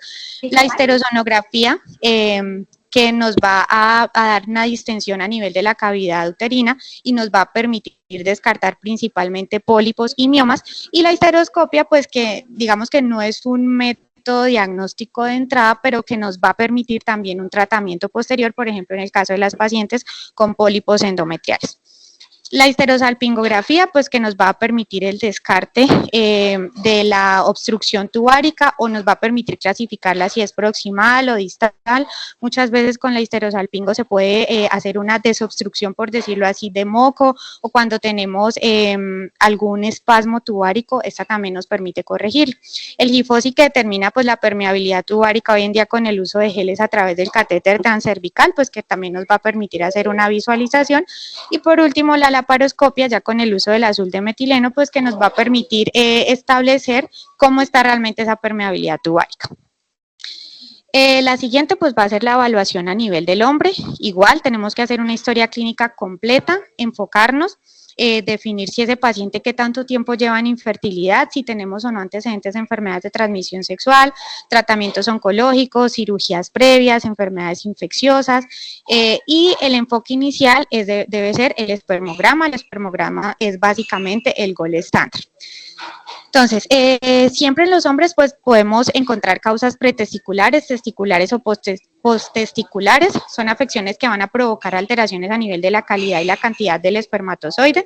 Entonces, a nivel pretesticular podemos encontrar la hiperprolactinemia, el uso de fármacos, pacientes con antecedentes de síndrome de Kallmann. A nivel testicular, descartar el varicocele, la criptorquidia, el cáncer testicular, bueno, los pacientes con antecedentes de radioquimioterapia y a nivel posttesticular, pacientes con antecedente de eyaculación retrógrada, vasectomías o lesiones previas, lesiones neurológicas o también el uso de medicamentos. Entonces, de aquí pues tenemos a la mano básicamente lo que es el espermograma. La OMS para el 2010 nos enfocaba a una abstinencia sexual entre 3 a 5 días para la toma de este. Hoy en día que es el del 2021, hablan de un rango entre 2 a 7 días. Se debe hacer un adecuado higiene de manos. Realmente el espermograma, la muestra pues la puede llevar el paciente desde su casa por medio de masturbación. Lo importante es que esa muestra sea transportada en menos de 1 hora, debe tener, digamos, o debe llevarse por medio de temperatura ambiente o corporal. Entonces, pues ya dependiendo de los hallazgos nos permite hacer clasificaciones, por ejemplo, a nivel del volumen, estar o no ante una hipospermia, la concentración espermática, si tenemos o no concentraciones menores a 16 millones, alteraciones a nivel de la motilidad, alteraciones a nivel de la vitalidad o de la morfología. Entonces, dependiendo de esto, digamos que podemos ir enfocando un poco el diagnóstico. Siempre en este grupo de pacientes podemos ya apoyarnos, aparte del espermograma, de las pruebas hormonales. Entonces tenemos la testosterona, FSH, la ecografía testicular que nos permite evaluar el tamaño y si estamos o no frente a un varicocele, y otros como la prolactina. Entonces esto nos va a permitir hacer clasificaciones. Estamos ante una enfermedad hipotalámico hipofisiaria, donde tenemos, o lo que vamos a encontrar es una FSH baja o normal con testosterona baja, una disfunción testicular con FSH alta y testosterona baja, o una zoospermia obstructiva, donde vamos a encontrar FSH normal y testosterona.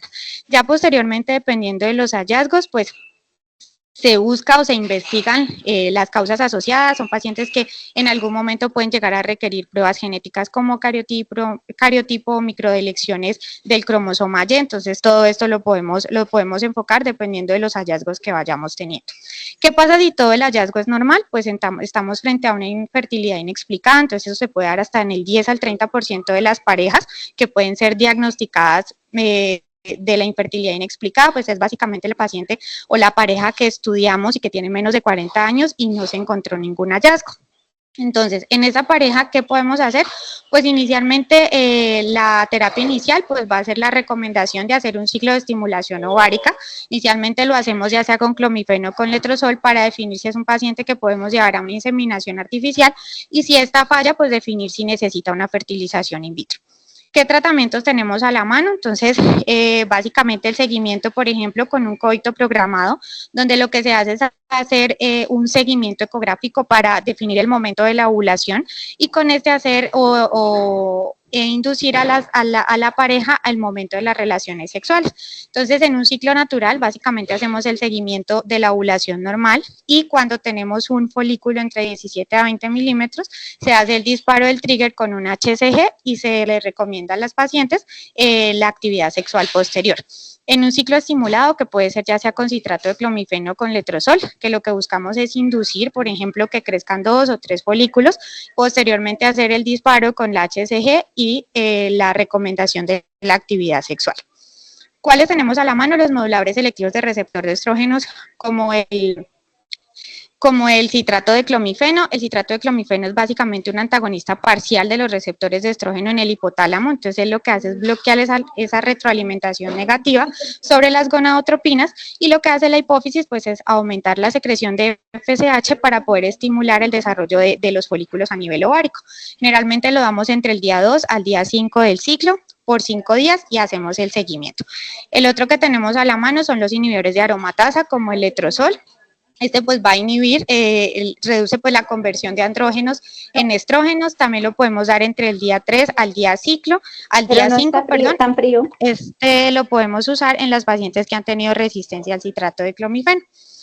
La otra opción es la inseminación. La inseminación la podemos utilizar, por ejemplo, en pacientes que han tenido factor masculino. Se ha evidenciado factor masculino que puede ser leve, algunos cambios a nivel, por ejemplo, de motilidad o morfología a nivel del espermograma, el factor cervical como alteraciones a nivel del moco, o la infertilidad inexplicada. Entonces, hacemos algo similar, ya sea por seguimiento de un ciclo natural, exposición a letrozol o a clomifeno. Y en el momento, digamos, se hace el disparo con la HCG cuando tenemos folículo dominante de 17 a 22 milímetros, y hacia las 24 horas se hace la inseminación intrauterina. Y la otra, pues, es el uso con gonadotropinas, FSH y LH, pacientes en las que de pronto necesitamos un impulso mayor o dosis mayores, igual buscando inseminación intrauterina. Ay, Dios santo. Posteriormente, si la inseminación o lo que teníamos a la mano no ha funcionado, nos quedan los tratamientos de alta complejidad como la fertilización in vitro. Esto es básicamente como un resumen de lo que se hace la estimulación generalmente con gonadotropinas, FSH y LH, buscando que haya un mayor reclutamiento de folículos ováricos. Cuando tenemos un tamaño adecuado entre 17 a 20 milímetros, se hace el disparo y posteriormente la aspiración entre 35 a 36 horas posterior. Esos ositos que se extraen, pues ya se sigue todo el desarrollo a nivel del laboratorio con la fecundación, el desarrollo embrionario y la transferencia que se hace al quinto día del seguimiento.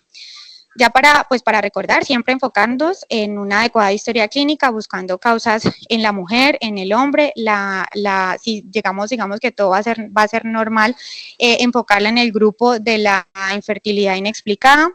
Para la mujer tenemos a la mano el FSH, estradiol en el día 3, la hormona antimuleriana para conocer su reserva ovárica, el conteo de folículos centrales, la progesterona del día 21 para hacer seguimiento si estamos o no ante ciclos ovulatorios o no. En cuanto a la evaluación uterina, la ecografía, la histerosonografía, evaluación tubárica, la histerosalpingografía y para el hombre iniciar con el espermograma. Muchas gracias. Muchas gracias, doctora Luisa María. Gracias por participar y estar hoy acá compartiendo toda su experiencia. Y bueno, como les cuento, al final de todas las intervenciones, antes del receso, vamos a tener un espacio para preguntas y así poder resolver de pronto las que ustedes tengan para ese momento. Continuando con nuestro programa, entonces le voy a dar paso a la doctora Erika Giraldo Gómez, médica egresada de la Universidad Libre de Cali, especialista en ginecología y obstetricia de la Universidad de Buenos Aires, Argentina, especialista en medicina reproductiva de la Universidad del Valle, ginecóloga de la Unidad de Medicina Reproductiva de la Clínica Imbanaco, Grupo Quirón Salud.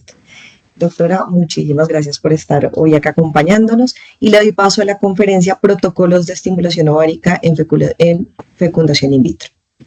Muy buenos días a todos. Por favor, confirman si están visualizando mi pantalla. Sí, doctora.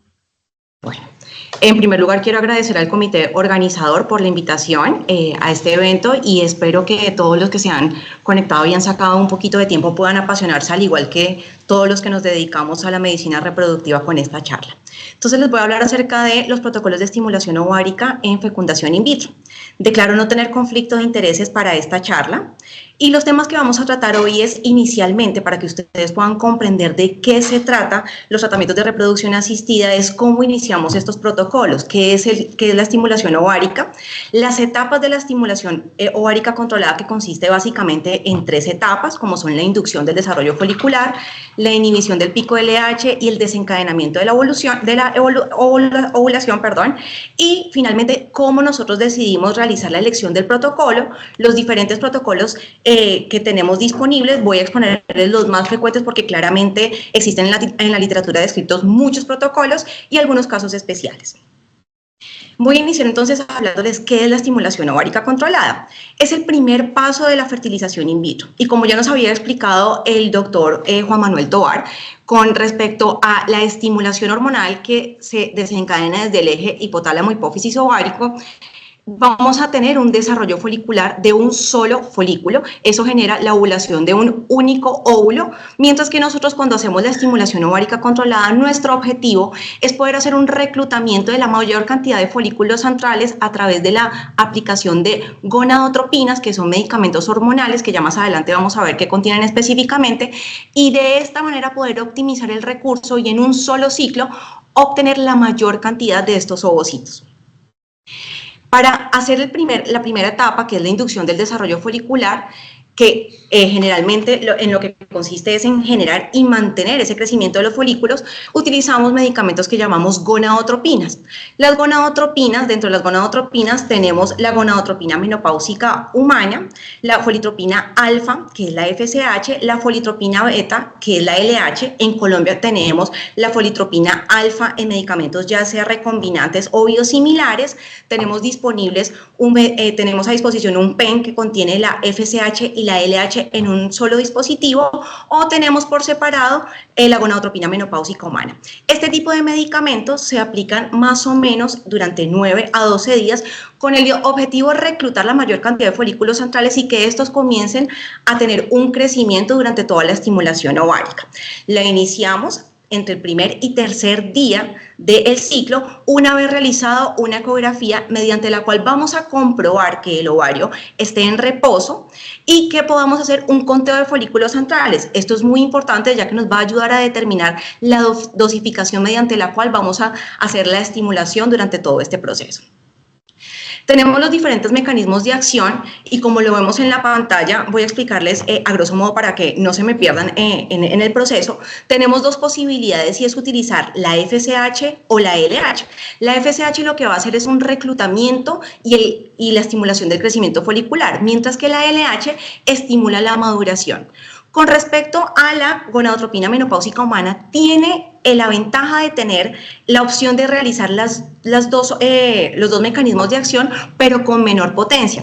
De igual forma, hacemos énfasis en que la LH la utilizamos generalmente en pacientes ya mayores de 35 años o que tienen una baja respuesta o tienen una posibilidad de tener una baja respuesta a la aplicación del medicamento. Una vez realizamos la estimulación, hemos generado el crecimiento de los folículos, debemos generar la inhibición del pico de LH y esto es muy importante ya que si no logramos evitar el pico de la LH, podemos hacer que la paciente se ovule y perdemos todo el proceso que hemos llevado hasta ahora. Este pico de LH, como nos había explicado inicialmente el doctor Tovar, se va a dar por el aumento en los niveles de estradiol y nosotros básicamente tenemos tres posibilidades para generar esta inhibición del pico de LH. Tenemos tres medicamentos básicos que son los progestágenos, los análogos de la GnRH, ya sea como agonistas y antagonistas, y depende del protocolo que vayamos a elegir, así mismo va a ser el inicio y la continuidad de este tipo de medicamentos, como lo vamos a ver más adelante.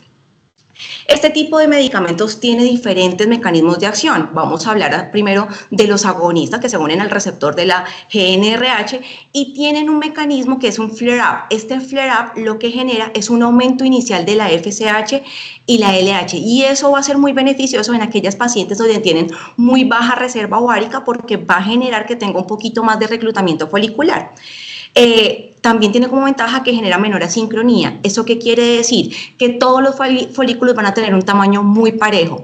La desventaja de los agonistas de la GnRH es que me van a generar una insuficiencia del cuerpo lúteo, lo cual va a generar que yo no pueda realizar una transferencia embrionaria en fresco.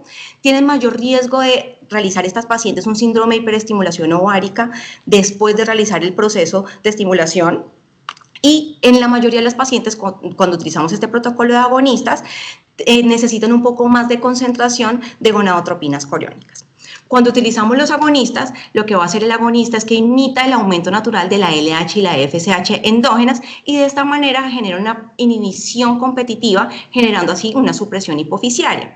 Las ventajas que tenemos en los protocolos de antagonistas es que son protocolos un poco más cortos, no requieren tanta dosis de gonadotropinas y permiten la inducción con los agonistas y de esta manera podemos proteger a la paciente para que no me haga un síndrome de hiperestimulación. Y con respecto a la progesterona, que es uno de los últimos métodos que se han venido describiendo en la literatura, esto lo que va a hacer es que reduce la pulsatilidad de la GnRH, va a inhibir la liberación de LH asociada con un aumento que está asociada con el aumento del estradiol. Tiene una ventaja y es que es muy amigable con el paciente ya que requiere un menor número de inyecciones y no requiere un seguimiento tan estricto al momento de poder realizar las ecografías. Y la desventaja es que genera una afectación en la receptividad endometrial, motivo por el cual las pacientes que van bajo protocolos de progestágenos no pueden ir a una transferencia embrionaria en fresco. El tercer paso es el desencadenamiento de la ovulación o lo que nosotros llamamos técnicamente trigger o disparo. Este consiste en que una vez nosotros logramos con la estimulación ovárica controlada el aumento y la maduración de este folículo, es decir, cuando ese folículo ecográficamente ya tiene una medida en promedio de 17 a 20 milímetros, esto quiere decir que seguramente dentro de este folículo vamos a tener un ovocito maduro. Es allí cuando debemos desencadenar la ovulación y para eso colocamos una medicación Dependiendo de qué medicación vayamos a utilizar, vamos a definir si esta paciente se puede transferir o no en fresco. Y lo más importante, y que quiero que ustedes se lleven este mensaje importantísimo a casa, y es que nosotros siempre les decimos a las pacientes que seguramente es el medicamento que más relevancia va a tener al final del proceso, porque de esto va a depender la programación de su aspiración folicular, ya que la hacemos entre las 34 y 36 horas siguientes post aplicación del medicamento. Tenemos básicamente dos medicamentos disponibles para hacer el trigger. Una es la gonadotropina coriónica humana, que su mecanismo de acción es reanudar la meiosis, y esto permite la maduración ovocitaria, y una vez colocada va a generar la ovulación más o menos a las 37 horas. Es por eso que es importante que programemos la aspiración folicular un poco antes. La ventaja de este tipo de trigger es que es el método estándar, es el más utilizado y actúa como un soporte de fase lútea, pero hay que tener mucho cuidado porque en aquellas pacientes que tienen muy buena respuesta ovárica, son altas respondedoras o tienen niveles de estradiol generalmente por encima de los 3000, son aquellas pacientes que tienen mayor riesgo de hacer un síndrome de hiperestimulación ovárica y no debemos utilizar un trigger con HCG. La otra opción que tenemos son los agonistas de la GRH, los cuales me van a generar un aumento de la FSH, los cuales van a promover la formación del receptor de la hormona luteinizante en las células de la granulosa del ovocito. Esto va a generar una expansión del cúmulo y la maduración nuclear. La ventaja de hacer el trigger con el agonista es que tiene un perfil hormonal muy fisiológico, y esto ayuda a disminuir sustancialmente el riesgo de síndrome de hiperestimulación ovárica. La desventaja es que genera una insuficiencia del cuerpo lúteo, afectando la receptividad endometrial, y la recomendación es no realizar transferencia embrionaria post colocación de trigger con agonista. Últimamente, la literatura ha descrito el disparo, el dual trigger, en el cual utilizamos los dos medicamentos, la HCG y el agonista de la GnRH. Tiene unas indicaciones muy particulares que básicamente son pacientes que tienen baja respuesta ovárica, pacientes añosas o que en ciclos previos han tenido una cantidad muy elevada de ovocitos inmaduros, ya que este tipo de disparo mejora la obtención de ovocitos maduros y mejora la tasa de nacido vivo. Ahora, una vez explicado esto, ¿cómo nosotros los clínicos definimos cuál debe ser la elección del protocolo? Si bien las diferentes sociedades nos dan algunas recomendaciones, siempre individualizamos los protocolos teniendo en cuenta las posibilidades que tenemos en nuestra práctica clínica. Les voy a hablar básicamente de cómo la Sociedad Europea de Reproducción Humana y Embriología nos hace este esquema, que es muy sencillo y conocido ampliamente por nosotros, para orientarnos con respecto a la elección de los protocolos. ¿Y de qué va a depender básicamente la elección del protocolo? Y es de la reserva ovárica de la paciente, y esto lo podemos determinar a través de la cuantificación de la hormona antimulariana o el conteo de folículos centrales que hacemos en la ecografía basal, que es la ecografía que realizamos al inicio de la estimulación cuando la paciente inicia su menstruación. Esto nos va a ayudar a determinar la paciente la posibilidad de ser una baja respondedora, una normorespondedora o una alta respondedora. De esta manera podemos determinar la concentración de gonadotropinas que vamos a administrar en estas pacientes. Las bajas respondedoras tienen indicación de utilizar alrededor de 150 a 300 unidades internacionales de gonadotropinas, las normorrespondedoras de 150 a 225 unidades y las altas respondedoras un máximo de 150 unidades internacionales. Posterior a la aplicación de estas gonadotropinas debemos hacer las ecografías seriadas para poder evaluar el crecimiento folicular y, una vez alcanzada la meta, poder realizar el trigger dependiendo de las características que vayamos a evaluar. Este es el esquema básico, pero más adelante vamos a hacer énfasis en los diferentes protocolos que son los más utilizados. Vamos a hablar primero del protocolo de los agonistas. Existen dos tipos de protocolos con los agonistas, el protocolo largo y el protocolo corto. Primero vamos a hablar del protocolo largo, el cual se inicia en el ciclo previo de la estimulación ovárica, es decir, lo vamos a empezar en la mitad de la fase lútea del ciclo anterior, más o menos para el día 21, como lo vemos en la gráfica. Empezamos con los agonistas de la GnRH, y la paciente va a menstruar. Una vez menstrua, debemos hacer la ecografía, disminuimos el agonista, la dosificación a la mitad y empezamos el estímulo con las gonadotropinas y mantenemos este estímulo hasta tener las metas ecográficas según el crecimiento folicular.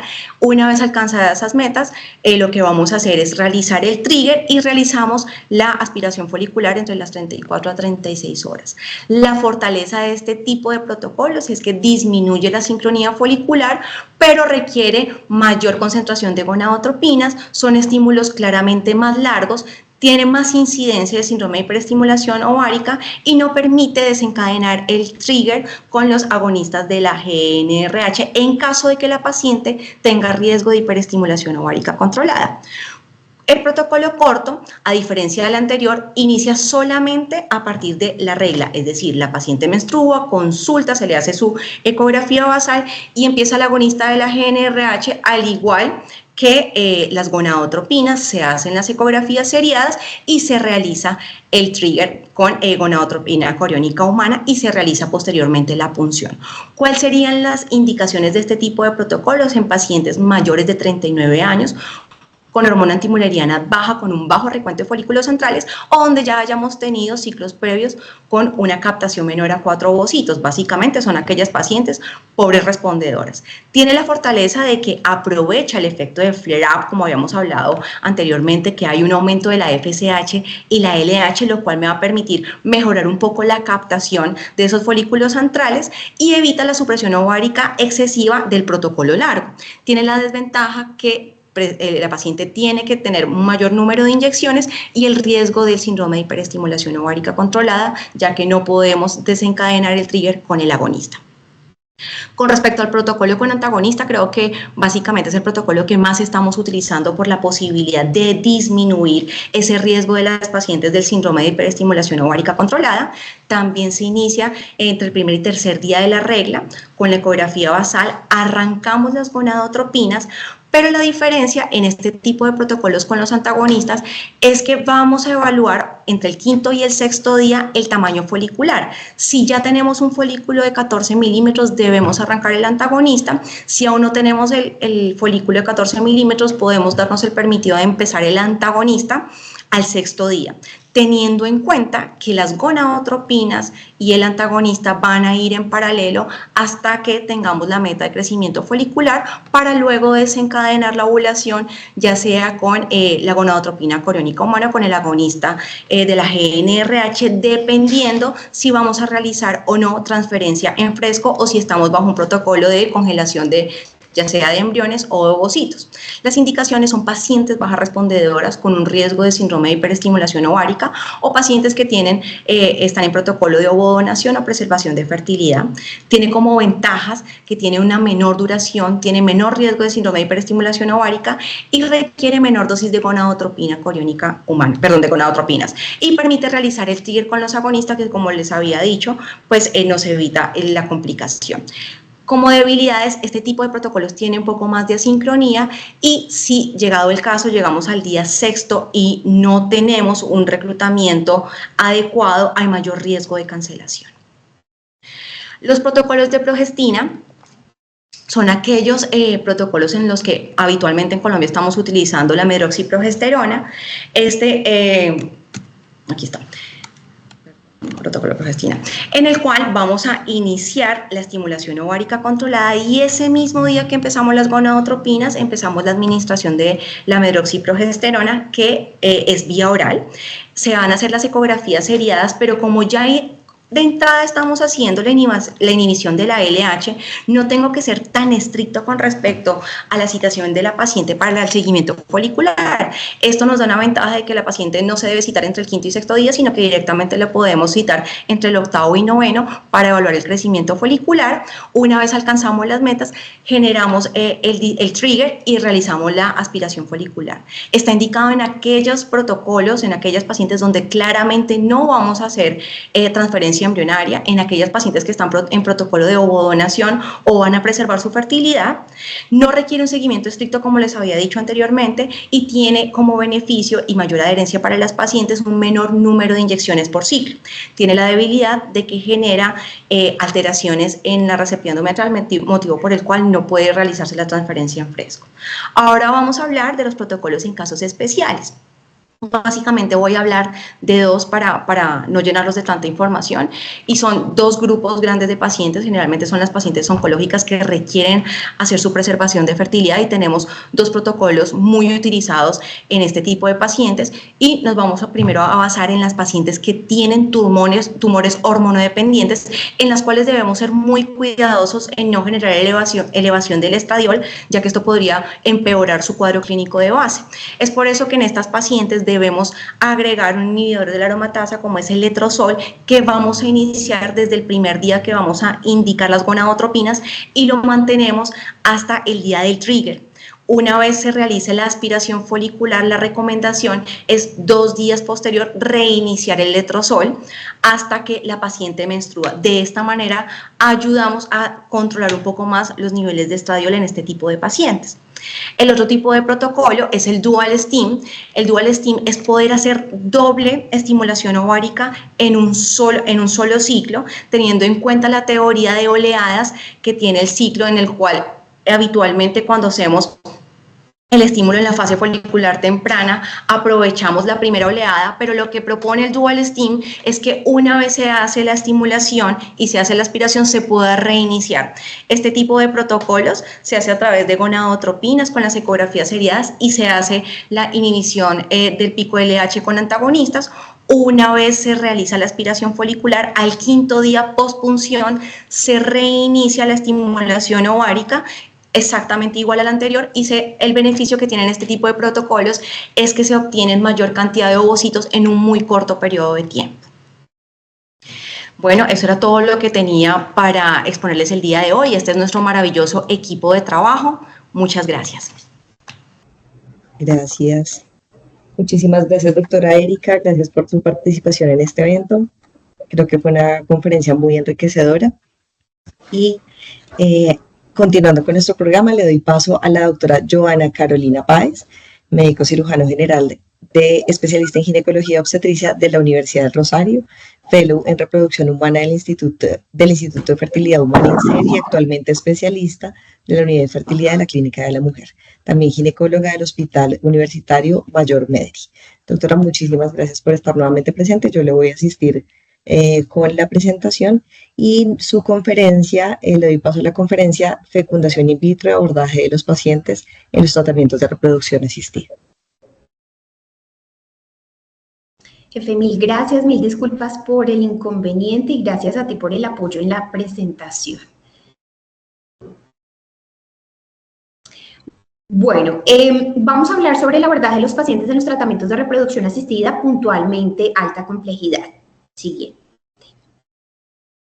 Esta es mi declaración de conflicto de intereses. Es una charla con un objetivo estrictamente académico. Las ideas y conclusiones están basadas en la literatura, en las experiencias y en mi opinión personal. Siguiente.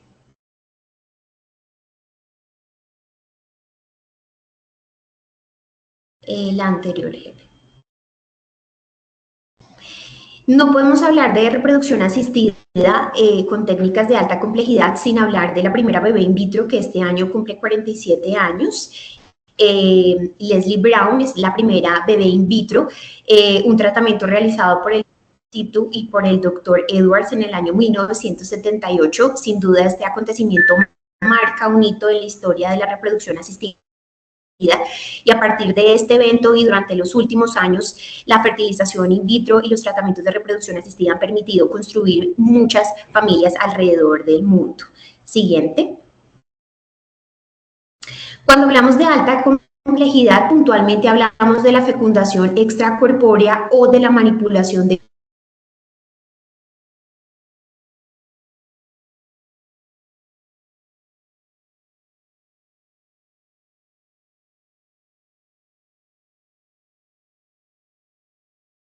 Doctora, no la estamos escuchando.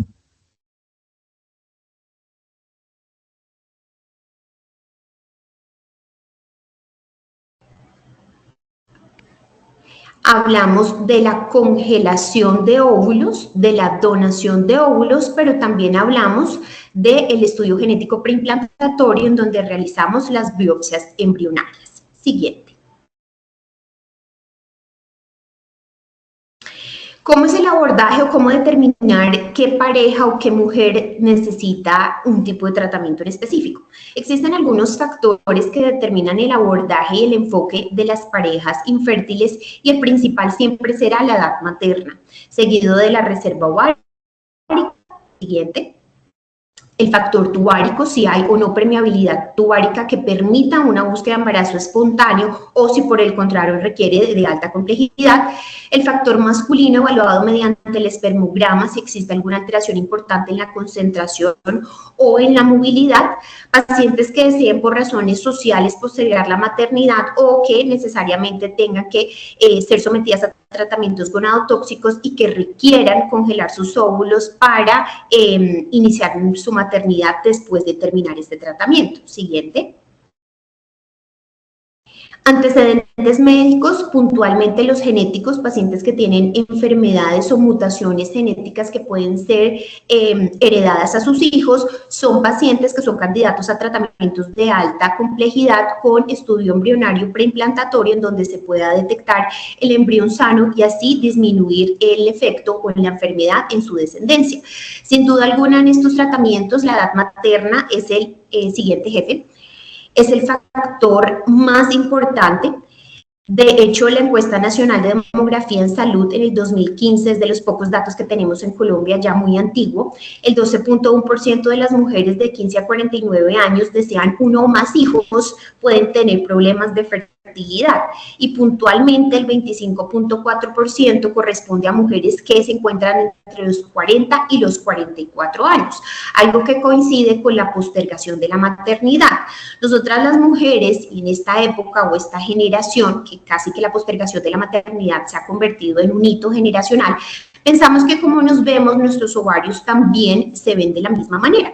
Sin embargo, a partir de los 35 años siguiente, nuestra reserva ovárica, al ser finita, comienza el anterior a tener una disminución progresiva, no solamente en términos de cantidad y calidad, lo que hace que la posibilidad de embarazo comience a disminuir y sea de menos del 5% para después de los 40 años cuando se está buscando el embarazo de manera espontánea, y es aquí en términos de la reducción de la cantidad y la calidad ovárica donde la reproducción asistida entra a optimizar la reserva ovárica y las posibilidades de lograr un embarazo.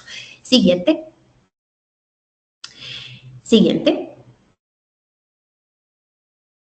La edad materna, como les mencioné, es el principal predictor de los resultados en las parejas. Para mujeres de más de 35 años, como les dije, la reducción de la cantidad y la calidad ovárica se traduce en un incremento de la aneuploidía, es decir, en la alteración del número y estructura de los cromosomas. Puede presentarse de un 30 o hasta un 90% en mujeres a los 40 años y aumentar considerablemente por encima de los 45. En este grupo puntual, la estimulación ovárica o el tratamiento de fertilización in vitro lo que busca es maximizar la respuesta ovárica para encontrar de esa cantidad de óvulos un embrión sano que pueda ser potencialmente transferible y que genere un embarazo. La fertilización in vitro o el ICSI, en general las técnicas de reproducción asistida de alta complejidad, permiten, entre otras, además de maximizar la respuesta ovárica, seleccionar el embrión a partir de características morfológicas que incrementen la posibilidad de embarazo. Siguiente. Y sin duda alguna, la anterior jefe. Y sin duda alguna, esta selección, esta optimización de la respuesta ovárica incrementa la posibilidad de recién nacido vivo. Fíjense ustedes en la gráfica que muestra la presentación, a mayor cantidad de óvulos, mayor posibilidad de tener recién nacido vivo, y esta es la razón porque la fertilización in vitro o los tratamientos de alta complejidad son una de las técnicas de elección en pacientes de más de 40 años o en pacientes que tienen baja reserva ovárica, donde se busca aumentar la cantidad de óvulos para aumentar las posibilidades de embarazo. Siguiente. ¿Cómo son los pasos de la fertilización in vitro? Iniciamos con una hiperestimulación ovárica, como previamente nos mencionó la doctora Erika. Utilizamos diferentes protocolos de estimulación. Ustedes ven en la gráfica un ecógrafo donde ven un ovario con múltiples folículos. Este es un ciclo de hiperestimulación ovárica para preservación de óvulos. Se realizan seguimientos ecográficos para valorar los diámetros de estos folículos, y una vez los folículos alcanzan un diámetro de más de 18 milímetros, se realiza la aspiración folicular. En este procedimiento nosotros contamos con la participación de enfermería, realizamos la punción guiada por ecografía a través de la vagina, aspiramos este líquido y este líquido es llevado al laboratorio en donde se realiza el proceso de fecundación y el desarrollo embrionario. Una vez se obtengan los embriones, se clasifican de acuerdo a su morfología y los embriones de mejor calidad son transferidos a la cavidad uterina. Nuevamente otro proceso donde enfermería participa de forma activa, guiándonos por vía ecográfica transabdominal. Ustedes pueden ver en la foto que se observa en la parte superior negro, que es la vejiga, el útero, donde se ve una imagen un poco más blanca que corresponde al catéter, y a 1 centímetro del fondo del útero se deposita el medio de cultivo donde está inmerso el embrión, y 10 días posterior a esta transferencia realizamos la prueba de embarazo a las parejas para determinar si el tratamiento fue o no efectivo. Siguiente.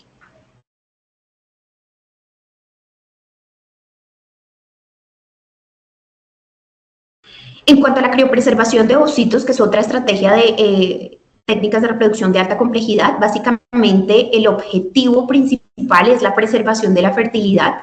Desde el año 2012, la Sociedad de Medicina Reproductiva Americana la consideró como una técnica segura.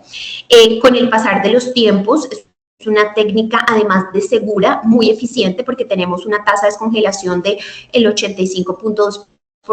Para nuestro laboratorio la tasa de sobrevida supera el 95%, y como les mencioné, esta técnica tiene por objetivo la preservación de la fertilidad. Si bien el grupo mayoritario de pacientes que desean la preservación de los óvulos, sus razones son sociales, es decir, la postergación de su maternidad, también existe dentro de esta indicación pacientes con patologías oncológicas o pacientes que tengan patologías ováricas benignas, como por ejemplo la endometriosis, donde sabemos que esta patología disminuye la cantidad ovárica y la cantidad, de la reserva ovárica, y aumenta las tasas de infertilidad, disminuyendo las posibilidades de embarazo. Siguiente.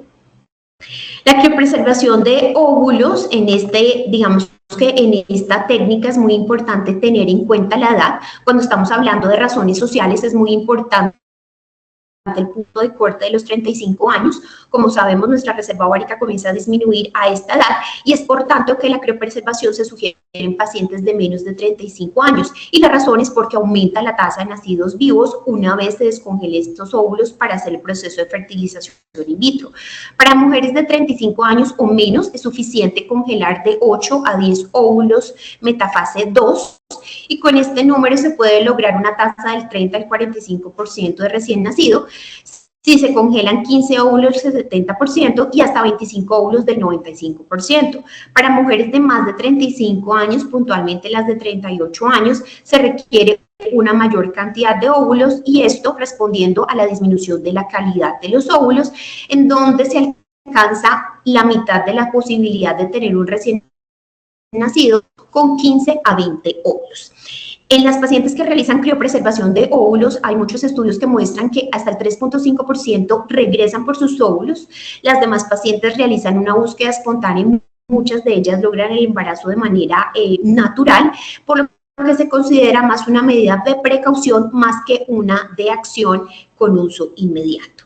En cuanto a la ovodonación, este tratamiento fue descrito por primera vez en 1983 por el grupo y colaboradores del Luchen. Una vez descrita, en Estados Unidos representa actualmente, o para el 2012, los datos, la estadística muestra que el 14% es la representación de la ovodonación en los tratamientos de alta complejidad. La ovodonación ha permitido en la reproducción asistida múltiples aplicaciones, múltiples descubrimientos sobre nuevos esquemas, sobre el desarrollo embrionario, sobre las características ovocitarias, y adicionalmente da la posibilidad a mujeres que no pueden lograr el embarazo con óvulos propios, ya sea pacientes que tengan falla ovárica prematura, disminución de la reserva ovárica o condiciones genéticas donde la paciente desee ovodonación y no desee realizar el estudio genético. Siguiente.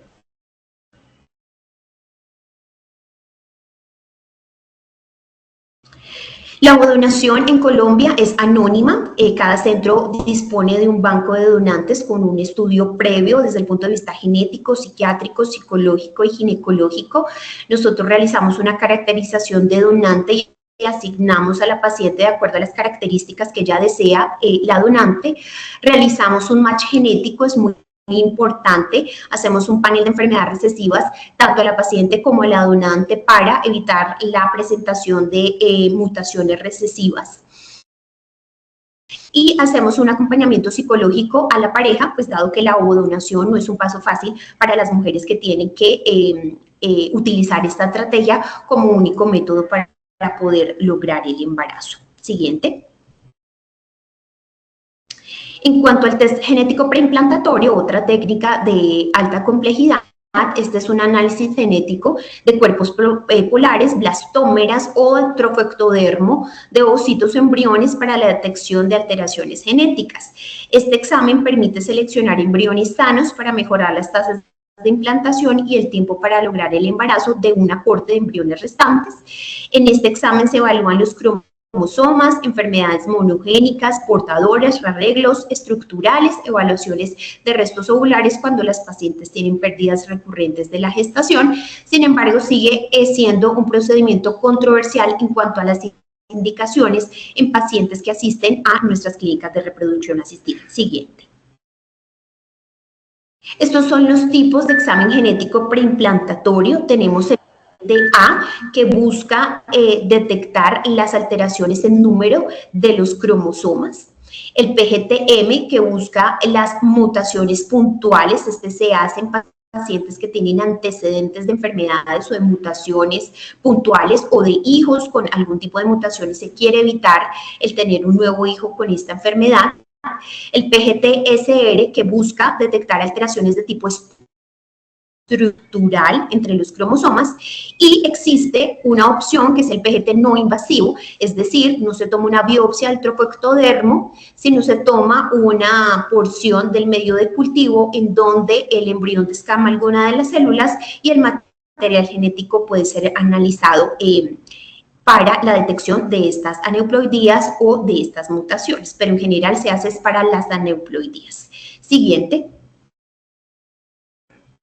El PGT no invasivo, siguiente, tiene una alta concordancia. Siguiente. La anterior. Con la biopsia embrionaria hasta un 87.5%, por lo que puede ser una técnica opcional para las pacientes que desean el tamizaje genético preimplantatorio. Siguiente. Y en cuanto a las indicaciones del PGT, esto ha sido controversial, existen diferentes directrices por parte de las diferentes sociedades.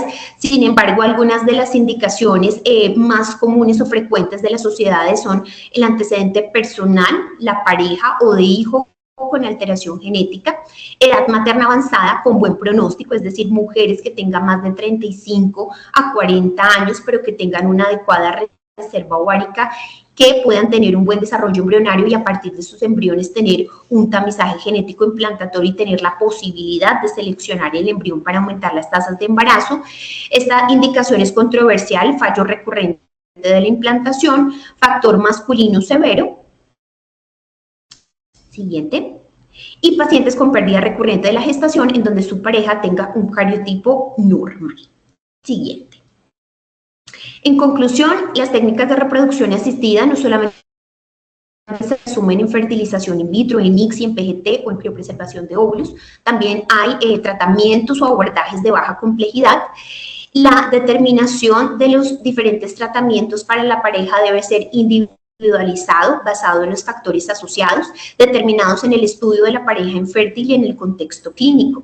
Es importante la educación en las mujeres, sobre todo acerca de su periodo reproductivo, del punto de corte en donde comienza la disminución progresiva en cuanto a la cantidad y la calidad de óvulos, para hacer una asesoría en planificación familiar, no solamente desde el punto de vista de la anticoncepción, sino desde el punto de vista de la planificación familiar, para introducir charlas dentro de nuestras consultas sobre la criopreservación de los óvulos por la postergación de la maternidad.